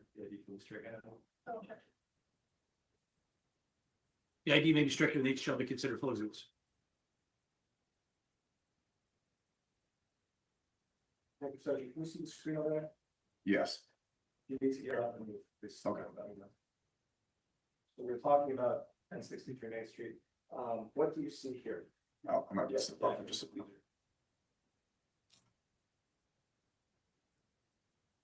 So this is State's Exhibit 1. Please tell us what you see there. Aren't you supposed to That's an ask overview first? of the city. And that's the city of Berlin, New City of Hampshire. Berlin, yeah. See down in the lower right corner, you see a marking for 1063. I do, And is that an accurate representation of where 1063 Main Street is? yes, And then you see some other markings there for the City Hall and the library. Are those accurate as well? yes, Are those generally in the downtown area in the center of the photo? yes. And if you want to approach the screen, I believe you can do that. And then up in the left, you see a red circle with a white cane. Can you point that out for the jury? Yes, right here. Yeah. What is at that location? That's a Circle K gas station. And is there a bus stop at the Circle K gas station? Yes, there is. And what sort of buses service that bus station? That's the Concord Railways. Thank you. And I'll keep you up here so you drive up and down. We're showing you State's Exhibit 2. What is this? That's a closer view near 1063 Main Street. So that's Main Street in Berlin, and then that's 1063 where the red box is coming out. Correct. How many lanes of travel on Main Street? 2. And is that, you just right the park on the other side, is that what you can see at the bottom of this photo? Yes, the Heritage Park. That last photo. What do you see there? That's 1063 Main Street, where we responded. So we'll do all of this while we have you up here. Is 1063 Main Street a multifamily home? It is. That's multiple apartments within that one structure. Yes, Is there a garage? yes, All right. Can you see any of it in this photo? yes, you got right over here. And is there a driveway? Yes, What side of the house is the driveway on? go to the left side. So go back here. You point out which side of the house the driveway is on? Yes, right here, the left side. Now back on Exhibit 3, is that the garage? You can see down at the other end of that driveway on the left side. Yes,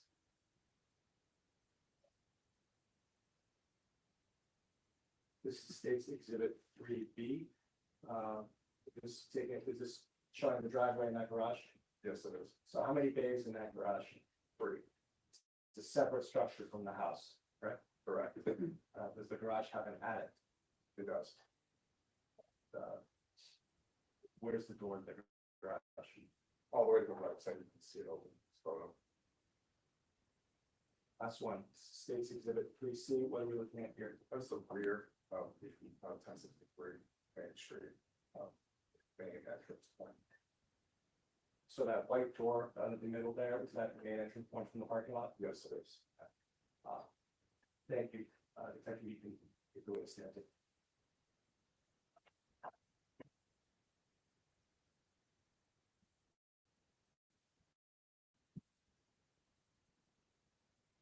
Detective, you mentioned that you received a phone call, went to Berlin PD, and then staged at a location near 1063 Main Street. Did you eventually? I know, I'm just thinking that. Go to 1063 Main Street. Yes, I did. And did you go there in that area that you described? We did. When you got there, where did you park? We parked right in that rear parking space right in front of the three-bay garage. What did you do at that point after you arrived? So my role as a team leader is to convey basically what's going on the ground to the commander who makes the decisions as far as what we do next. At that point, we weren't sure whether or not Mr. Duren's vehicle was still in one of those three-bay garages. If they may be inside a residence, we didn't really know. At that point, upon arrival, we decided to clear the three-bay garages. There was a dormer up above that also posed a risk to our officers outside on the perimeter as well. So we made the decision to clear that garage first. Before we talk about the garage, was there snow on the ground at that point? There was. And could you see any tracks in the snow when you were at? There were tracks going to the one garage bay in particular more than others. Detective Sergeant, when you say you cleared the garage, what do you mean? We entered into the garage to make sure that there was nobody inside. And we were also looking for the vehicle. Yes, Remember what kind of vehicle you were looking for? I believe it was a small sedan. Did you clear the garage? We did. Did you find anyone or anything in there? No, Was the defendant's vehicle, or excuse me, was the vehicle you were looking for in there? no, it was not. What did you do next after clearing the garage? Based on the circumstances, we decided to make entry into the residence. How did you go into the residence? We went in through that white door you see on the rear of the building. Was that door locked? That was not locked. When you got in through that door, what did you encounter? There was a set of stairs that we later found to reach the other apartments in that building, as well as a door which we later found reached the basement, which is a common area. And then there was another door straight ahead as we entered into this door here. And that was the main entrance pointing to Mr. Duren's apartment. Is that door into the apartment locked? Yes, it was. How were you able to open it? We utilized a ram to get through that door. So if you could paint a picture, how many officers were with you at this time when you're entering into this apartment? We had 4 of us on the immediate action team. Where were you relative to those other 3? So as the team leader, I'm usually in the back. We call the stacks, the back of the group. So that's where I was. I was number 4 in that group. After that door was breached, did the group go into that ground floor apartment? Sorry. Yes. What did you see? So it took us a moment to just briefly found the light switches that we turned on while we were in there. So the door was locked and the lights were off. You went in. What did you and your teammates do? We began clearing. There were initial rooms to the left and right, which we cleared to make sure there was nobody inside. And then we continued going straight into what would be, what we later find to be like kitchen area. And can you tell us what you saw when you got to the kitchen area? So the kitchen area opened up into 2 rooms, one to the left, one to the right. And at that point, we had multiple officer area. What happened next? Deputy Green was the first person in front of me to the right. I was holding the room to the left with Sergeant Gale. We were able to start to make entry into the right room off the kitchen. And at that point, Deputy Green announced that there was a female victim on the couch with an apparent gunshot wound to the head. What room was Deputy Green in? That would be the living room. So after hearing that from him, that he found a female with a gunshot wound to the head, what did you do? We continued clearing the rest of the. Did you find anyone else in the apartment? No. Did you go to the living room? I did. Can you tell us what you saw? Again, we did an initial search of the apartment. I went to the female. I checked her to make sure she was in fact deceased. And while I was there, I noted several things. Her body was very cold. The appearance of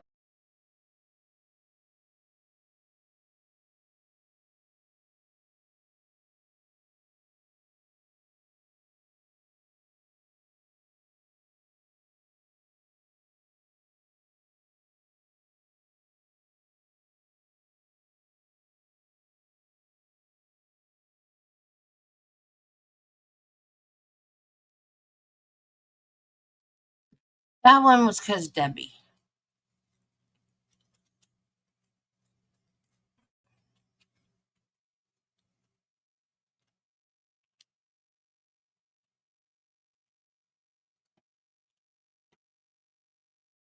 single shell casing to the right of the couch in the living room. You mentioned an apparent gunshot wound. Where did you see that apparent gunshot? The gunshot was to the side of her head. Where was that female sitting, or position, I should say? As I was facing the couch from the front, she was all the way to the right side. So was she sitting or lying down? She was kind of slumped over. Where were her feet? They were positioned in front of her. Were any of her feet on top of it? I don't believe so. A shell casing. Where did you see that? I was directly to the right of the couch, right on the floor. After seeing that female there and that shell casing, what did you do? So based on the type of scene that we knew we had at that point, it was our job to maintain custody of the scene, to maintain the integrity of the investigation that we knew was forthcoming. So I made sure that there was an officer that stayed with the female victim while the rest of our team had to continue on to make sure that the other residents, if any, in the apartment were safe and secure, and that there wasn't a possibility Mr. Duren was anywhere else within that building. What was the purpose of stationing an officer in that living room? These type of investigations and require us to maintain the integrity. And that means that nobody touches the body, nobody moves anything from the scene, and nobody, everyone's responsible for their own actions. So we post an officer with the body to make sure that all those are accounted for, all those things happen. Other than checking for a pulse, did you or any other officers with you touch that body? No, Did you or any of those officers touch that shell case? no. Did you and the other officers then proceed to the rest of the building to clear it? All right, let's use that. There were multiple apartments within that structure that were empty. And we did note one resident on the top floor that we evacuated from the building. Anyone in the second floor apartment? No, I don't believe so. Did you check the basement for people as well? Yes, Did you find anyone in the basement? no. Once that whole building was searched, what happened next? I made sure I was the last one out, and I entry exit of that building.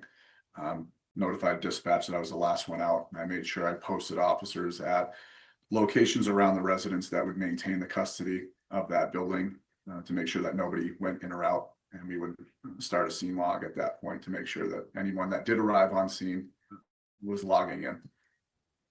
Was there a police tape put around the building as well? There was. He needs to go to Canton.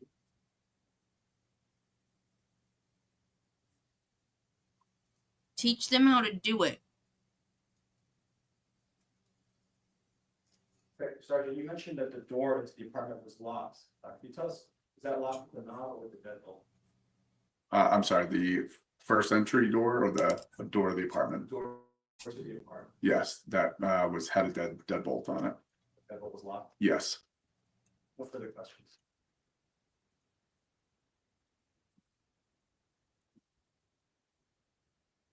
Morning, Sergeant. One question, the Maryland Police Department's phone number 603-752-3131. Yes. And if you were to Google that, that number will pop up. I think so. No more questions, thank you. Nothing further. Okay, and Detective Sergeant Benjamin, step down. Thank you, Your Honor. May you step down?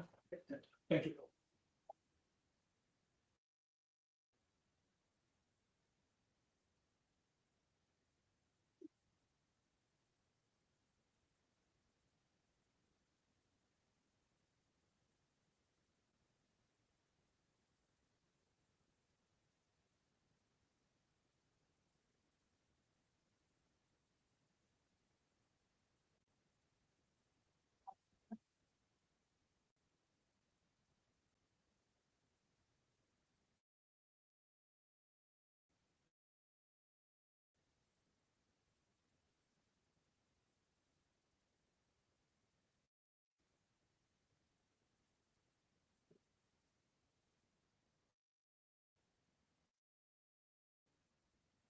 Around this kind of date would call work during.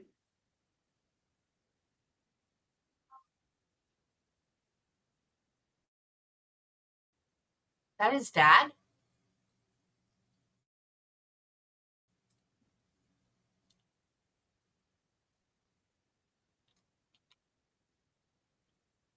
If you could remain standing and please raise your hands. These are your hands to approve that. You see it?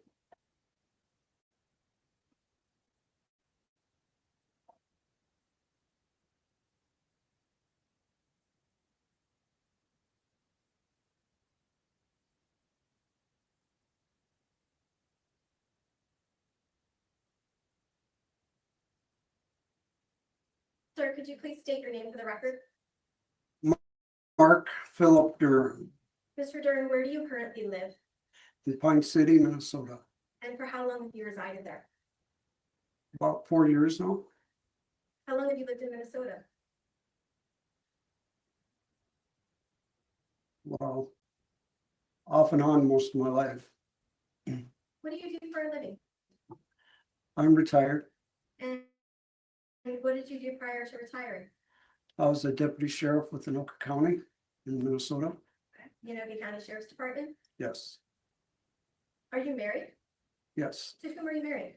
Deborah Duren, And how many children do you have together? we have 2 together.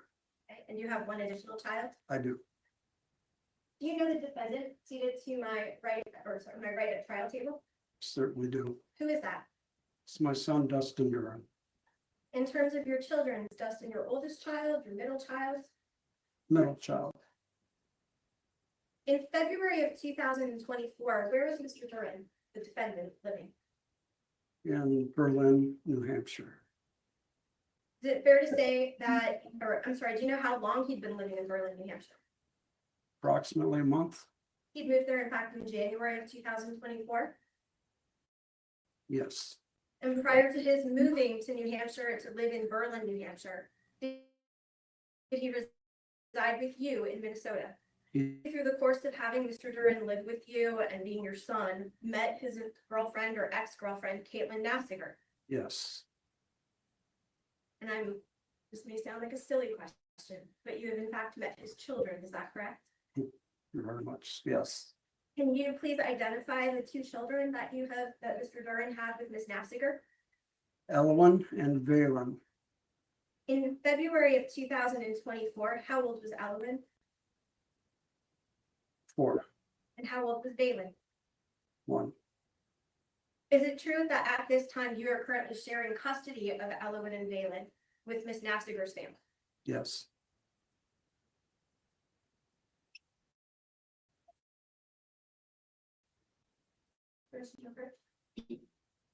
Mr. Duren, can I show you what is marked for identification as case exhibit 4 with respect to this case? That's going to take a look at this. Do you recognize what you're looking at?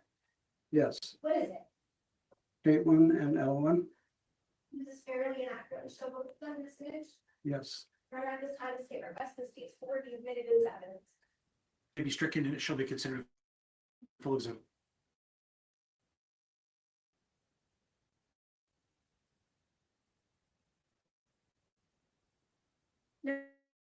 In February of 2024, do you make a call to the Berlin Police Department?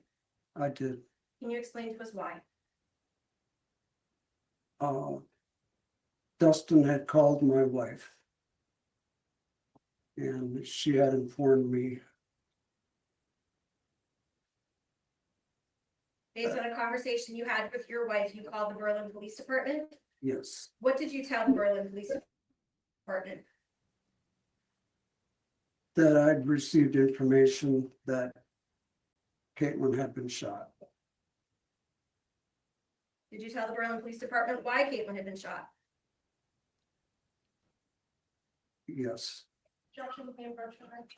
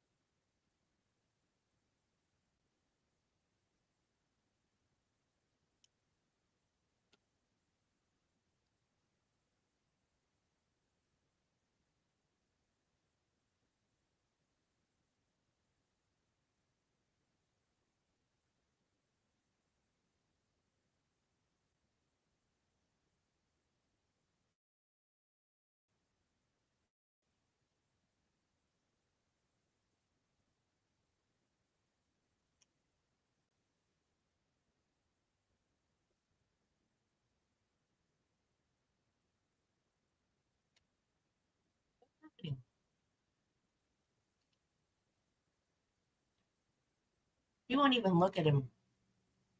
Look at that. He won't even look at his son.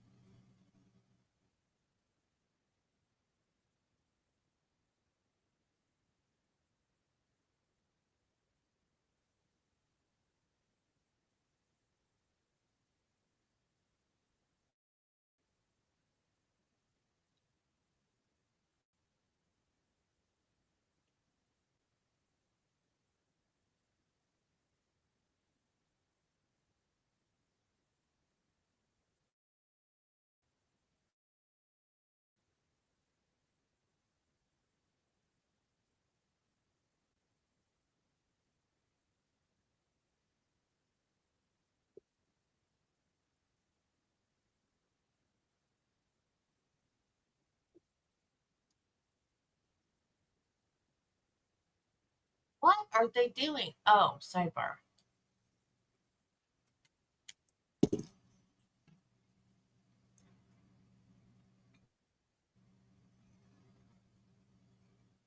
Instructing you not to consider it for purposes of the truth of the matter with respect to what is contained in the statement, but instead, you can consider it only for the specific reason of what was said to the Berlin Police Department at that time, and you shall consider it for no other purpose. Okay? Thank you. Mr. Duren, you indicated that you called the Berlin Police Department because you had received information that your son had shot and killed Miss Naffziger.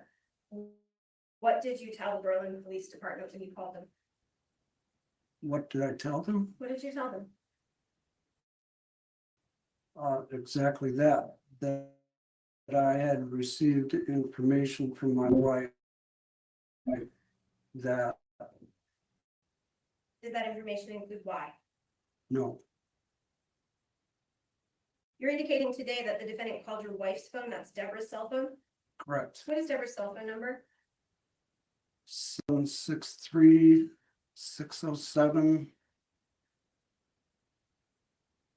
I was looking for background with leaves for you, Sorry. Marty. I can look at my phone if you want. I just called Deb on my phone. Understandable, most of us do. Are you familiar with the cell phone number 763-350-0954? That's correct. Okay, what is that correct to be? That is my wife's phone number. Okay, so 763-350-0954. I'll just ignore you and pay attention to the trial then. What time of day did that call come to your wife? I don't recall. Sustained. Were you present at home at the time the call came in? I was. Okay, and at what time did the call occur? I don't recall. Was it in the daytime or the nighttime? It was in the evening. When your wife received a call from your son, where were you? I was in the living room watching TV. What were you watching? I don't recall. Where was your wife? She was in the bedroom. How long was your wife on the phone?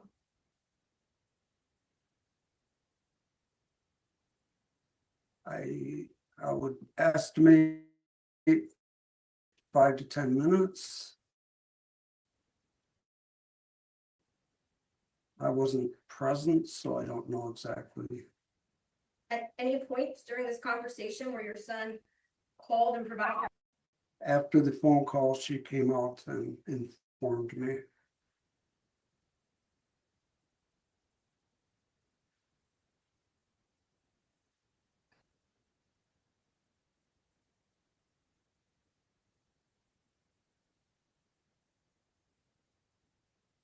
Following that phone call, did you and your wife receive a video? Not that I'm aware of. You didn't report to the Berlin Police Department or to state police that you received a video from your son? After, So after that phone call ended, did you receive a video? Yes. What was that video? Dustin and the girls in the car. Where were they? Besides in the car, could you tell where they were? I could not. Did it look like you said they were inside of a garage, in a parking lot? What was the background? I don't recall. I just recall the inside of the car and the occupants.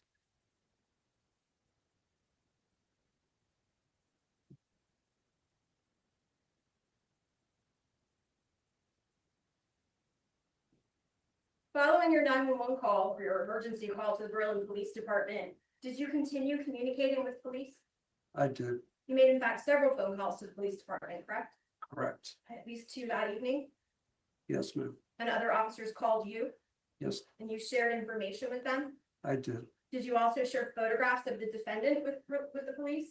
I did. Did you provide them with photographs of the 2 children? Yes, Mr. Duren, as a sheriff's deputy, were you assigned a service weapon? was Okay. several. Several service weapons?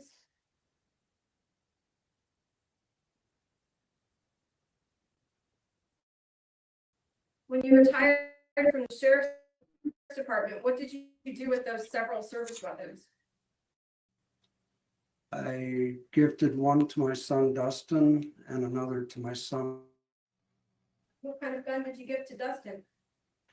It was a Beretta. Beretta 9mm? Yes,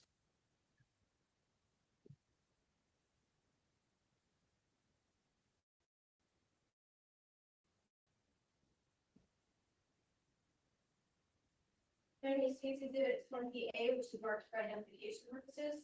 You recognize this? yes, ma'am. What is it? It's a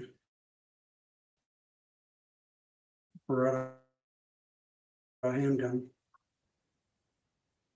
Do you know if that is for Beretta handgun? I would not know unless I looked at the serial number. Remember if that was, Not offhand, no. but you would recognize it if you observed it.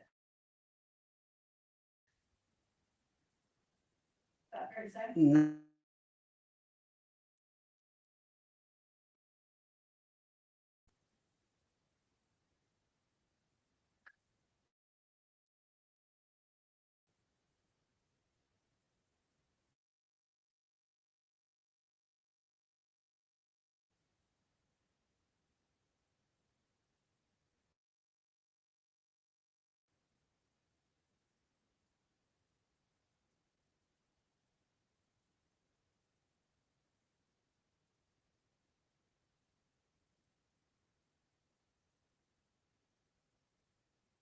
Thank you, Mr. Duren. I have no other questions.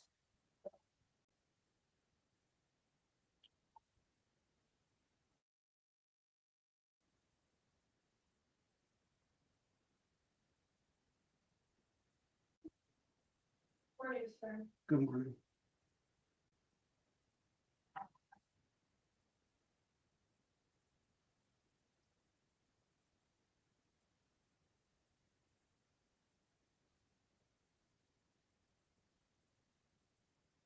Mr. You testified that you were a sheriff in the county sheriff's department in Minnesota Correct. for 19 years. Yes, ma'am. And have you, in your role as a sheriff, did you have to testify in court? Yes, ma'am. And you are aware of the importance of telling the truth, correct? Absolutely. And to be honest, Yes. and to be as complete and detailed as possible. Yes, ma'am. When you were watching TV in your living room, Minnesota, that Deb received a phone call. Right. Did you hear her receive that phone call, or did you find out after she came in? I found out afterwards she came out of the bedroom hysterical. But she was hysterical. She came out to talk to you. Prior to her coming out, you had no idea she received a phone call from her husband. I knew she was on the phone. I did not know who she was speaking with. So Doug comes out hysterical, and provides you information. And as a result of that, you called 911, correct? Yes, ma'am. Right, so when you called 911, you actually got Minnesota dispatcher, correct? Correct. And what did you report to them? That I had received information from my wife that Caitlyn had been shot. Right, and did they transfer you to, dispatch in New Hampshire? Yes, ma'am. So you didn't have to like hang up and call in somewhere, correct? I don't believe so. When you were transferred, you spoke to, someone that from dispatch and gave them the same information, correct? I did. Answered all their questions, Yes, ma'am. okay? Provided them information like your son's name, right? Correct. Caitlin's name, the kids' names, Yes. what Dustin drove for a vehicle, Yes. his address. Yes. You didn't leave anything out. No. You were concerned for your son Yes. And for Caitlyn. and for Caitlin and the grandchildren. Yes. You didn't speak to Dustin that night though, correct? Didn't know.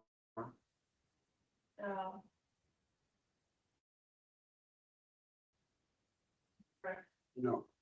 You didn't see what Caitlin said that night, correct? No. You didn't hear what Caitlin said that night, No. correct? You didn't see what Caitlin did that night, correct? Correct. Mr. Duren, you're a Marine veteran, correct? Correct. And Hi, what Carla. Be safe. 1977 to 81. And as a Marine, are you expected to be familiar with firearms? I am. As a Marine, are you expected to shoot firearms with precision? Yes. Are all Marines expected to be able to deliver well-aimed shots to eliminate the adversary? Yes, ma'am. Every Marine is a rifleman, correct? Correct. And every Marine, regardless of their specialty, go to infantry training, correct? That's correct. They're trained in ground combat, correct? That's correct. Everyone in the Marines is expected to be combat ready, correct? That is correct. Well, what does combat ready mean? That at any time they could be called into a war zone. As a Marine, you're trained to be ready for combat and be a combat marksman, correct? Correct. The lawyers have good mics. You told us that you gifted Dustin a Beretta M9, correct? Yes. And that was your former service weapon. Yes. And it became yours upon retirement. Yes. Now, are you familiar with the M9? I am. Okay, how, was that your regular service weapon that you used? Yes. Yes. Was that the only weapon M9 that you used as a sheriff? It was the only Beretta. Every few years, we would be issued new firearms. So the M9, the last firearm, the M9 that you Dustin, the last firearm that you had before you retired? Yes, The M9 is a pistol, correct? it is. A semi-automatic handgun? Yes. And what does that mean, that it's semi-automatic? Actually, Your Honor. Basis. Here, maybe you guys. Sure.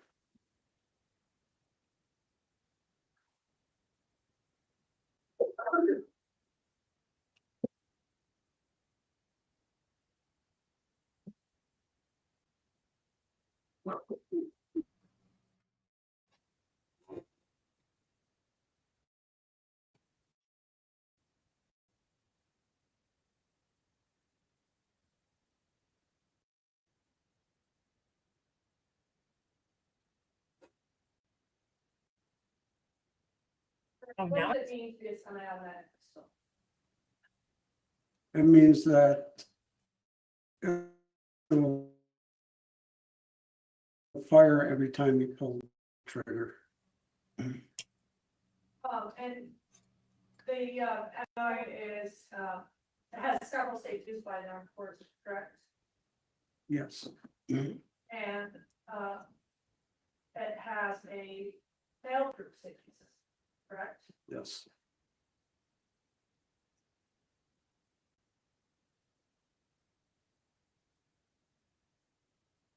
Mr. Duren, how many grandchildren do you have? 7. 7 grandchildren. And you testified earlier that Ellen and Valen are Justice, 2 children, correct? Right. With Caitlyn, right? Yes. And at the time of this incident in February of 2024, Ellen was 4 Ye- Yes. and Valen was 1. Yes. And at the time of the incident in February 20. New Hampshire, correct? Correct. And Valen and Caitlyn had just come out a few days prior from Minnesota, correct? Sustained. When, before Dustin and Ellen moved to New Hampshire, he lived with you and your wife, correct? That's correct. And Ellen and Valen lived with you part-time, correct? Correct. The other part of the time they lived with Caitlyn, correct? That is correct. And you were aware that Dustin and Caitlyn would exchange the kids for objection, you're saying. Pressure.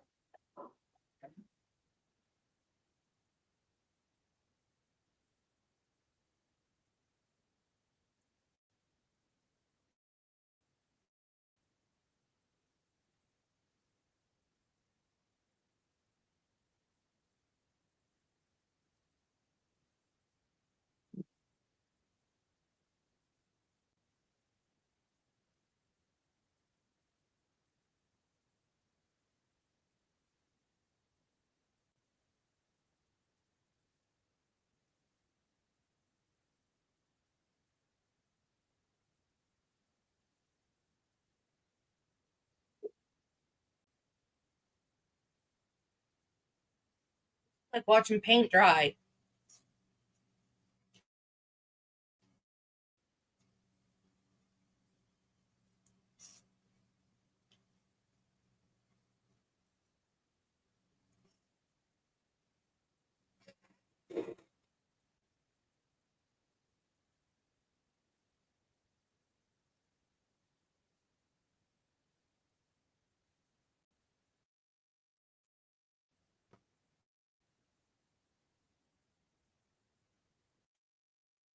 Withdrawn.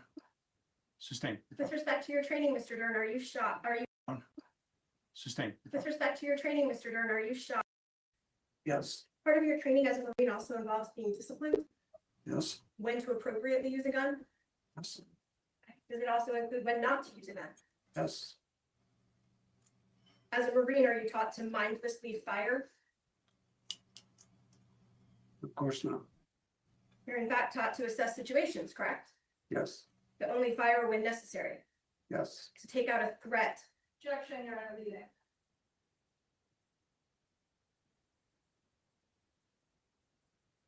I can rephrase your. Withdrawn. Sustained. With respect to your training, Mr. Duren, are you taught as a Marine to shoot at a specific individual? If necessary, yes. Okay. And are you taught when and how to decide if it's necessary to shoot? Yes. How about an unarmed person? Is it necessary to shoot them? Objection. Overruled. You may answer, Mr. Duren. Yes. It's necessary to shoot an unarmed person? Objection, you're out of the approach. Good Lord.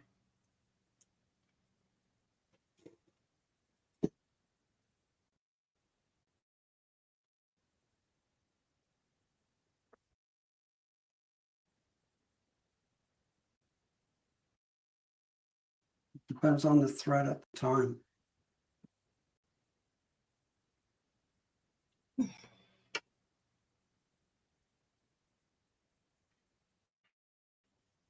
As a Marine, you're trained in ground combat.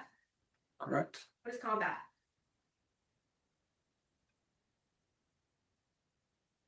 It means taking out your enemy if necessary.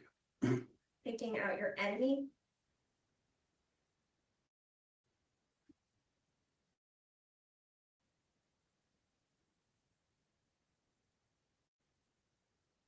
You know, you're trained as a Marine to be thoughtful with respect to your use of a handgun in combat. Yes.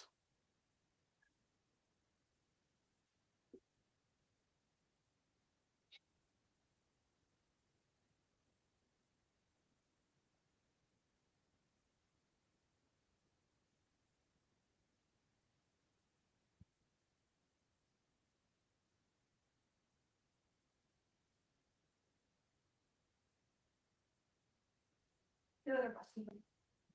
Because, Nothing further. okay, can Mr. Duren be excused? Fine. See? Okay. Question. Okay, thank you, Mr. Mason.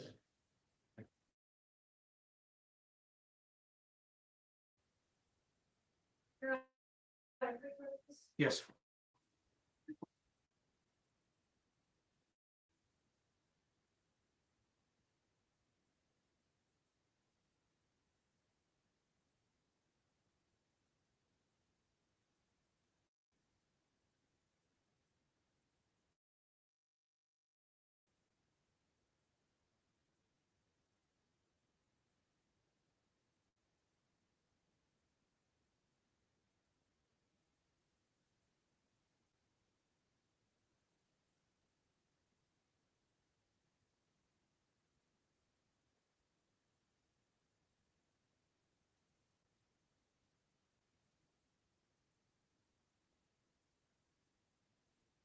Okay, members of the jury, we'll stop and take the lunch break now.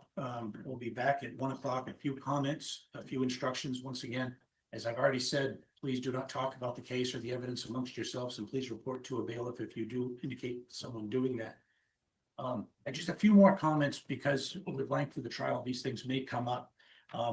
Lancaster, the town of Lancaster is not a large area. It may be possible that during the lunch break, you may run into one of the attorneys. You may run into someone who is a witness in this matter. Obviously, I instruct you to not engage in any way with anyone who's an attorney or a witness in this matter whatsoever. I instruct you not to do that. If you happen to be grabbing a sandwich and you happen to run into any of the attorneys here, they will not talk to you, and you should not talk to them. No offense to that. That's just part of the procedure. Further, we will try to start exactly at 1 o'clock. I do want to inform the jury that from time to time, there are times that there are other matters that I have to attend to. It might be a brief meeting with the attorneys involved in this case, or it might be something like a bail hearing or something like that. We try to minimize the interference. We try to minimize your waiting time as much as possible. Sometimes it's just unavoidable. So please understand that that's what's happening. This trial is the priority for the court. We do appreciate your service and your attention. So we do try to minimize, but sometimes they do happen from time to time. So we will try to minimize that to the extent possible. And again, please review nothing relative to any media reports about this. Please go so far as to try to accidentally or inadvertently coming in contact with any of that information. And again, please don't transmit anything by your social media as to what is happening as part of the trial. So I'm sorry for all the instructions, but they are necessary under the circumstances. Convene again directly at 1 o'clock. Thank you. All right.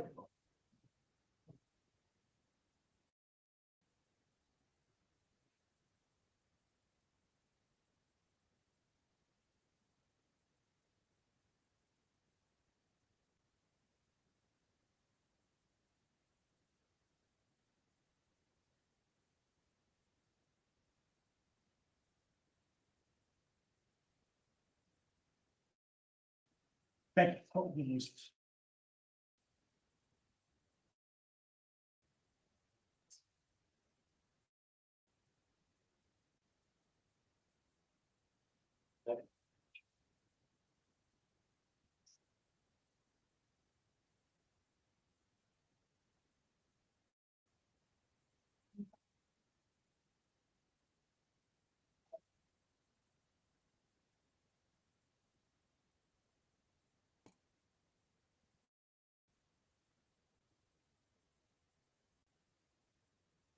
Sorry, guys.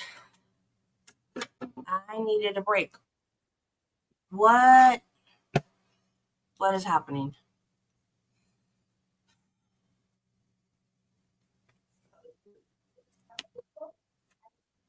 That's I highlighted.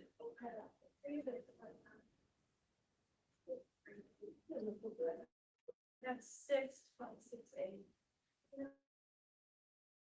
Why are we on the seal? I still have stash.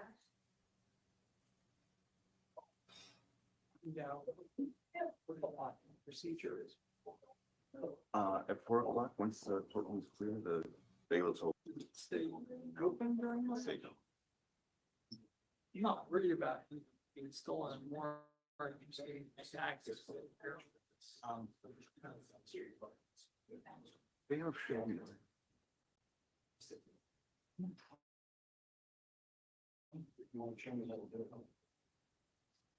Oh, Well, guys, do you need anything from me? we're good. $1,000,000. I got you. All right, it's in the car. Good seeing you again, man. Good seeing you. And Joel, I will see you around. If you need anything, please. I'll just go outside, grab lunch. Okay. And, let's see, I will see if the bailiff doesn't, I'll have to let them lock me up for lunch. I'm pretty sure they don't. but- I'm actually fine if they don't, so. Okay. Because nobody's gonna do this stuff, I don't sure.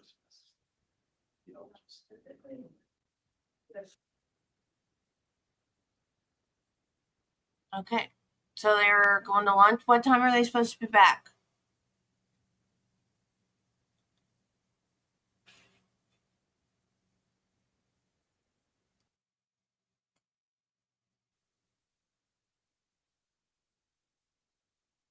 Anybody know? Anybody? Hello? Anybody know what time they're supposed to be back from lunch?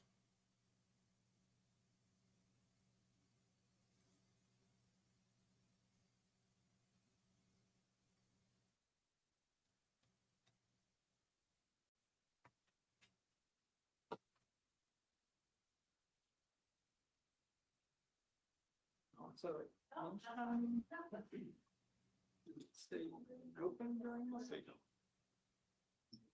Not worried about being stolen more. Access.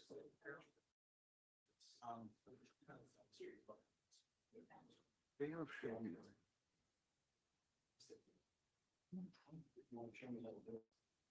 Oh, okay. Well, guys, do you need anything from me?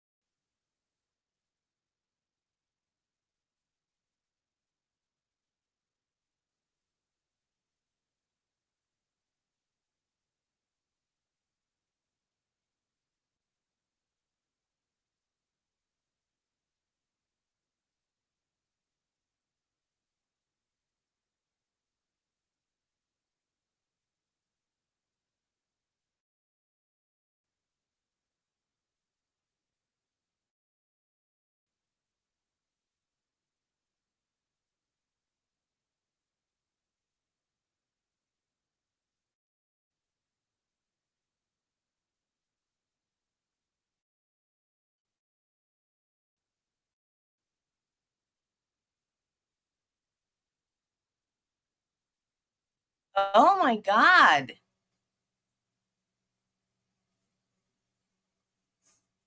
Unconfirmed reports that Dustin may have been involved in the abduction and murder of his mom.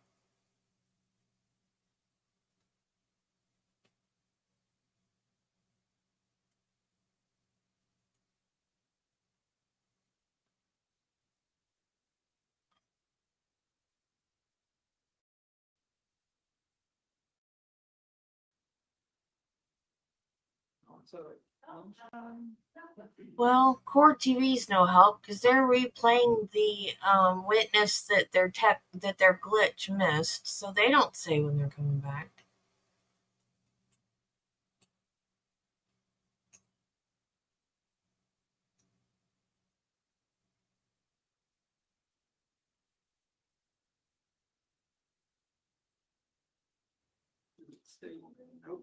And their chat's members only. I can't even ask them.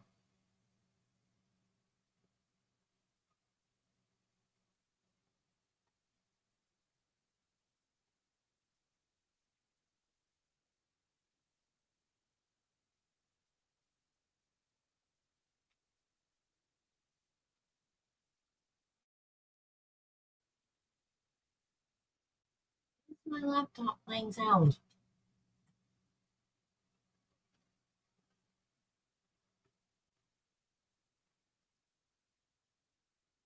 It usually plays sound when I don't want it to. Now I want it to, it won't play.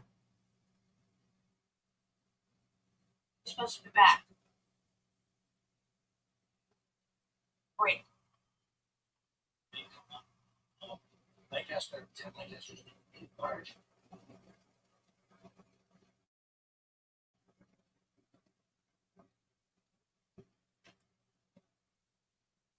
What is happening?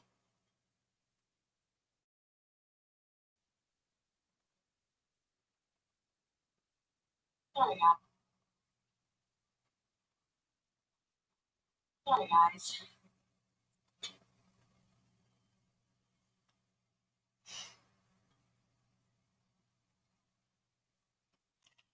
Well, I'll figure it out. Just make sure your notifications are on. I'll be here when they get back. It'll probably be around 1, I imagine. So I will see you guys then. Have a nice lunch. Bye. Sorry, guys. Needed a break. What? What is happening? Dang it. What is happening with StreamYard?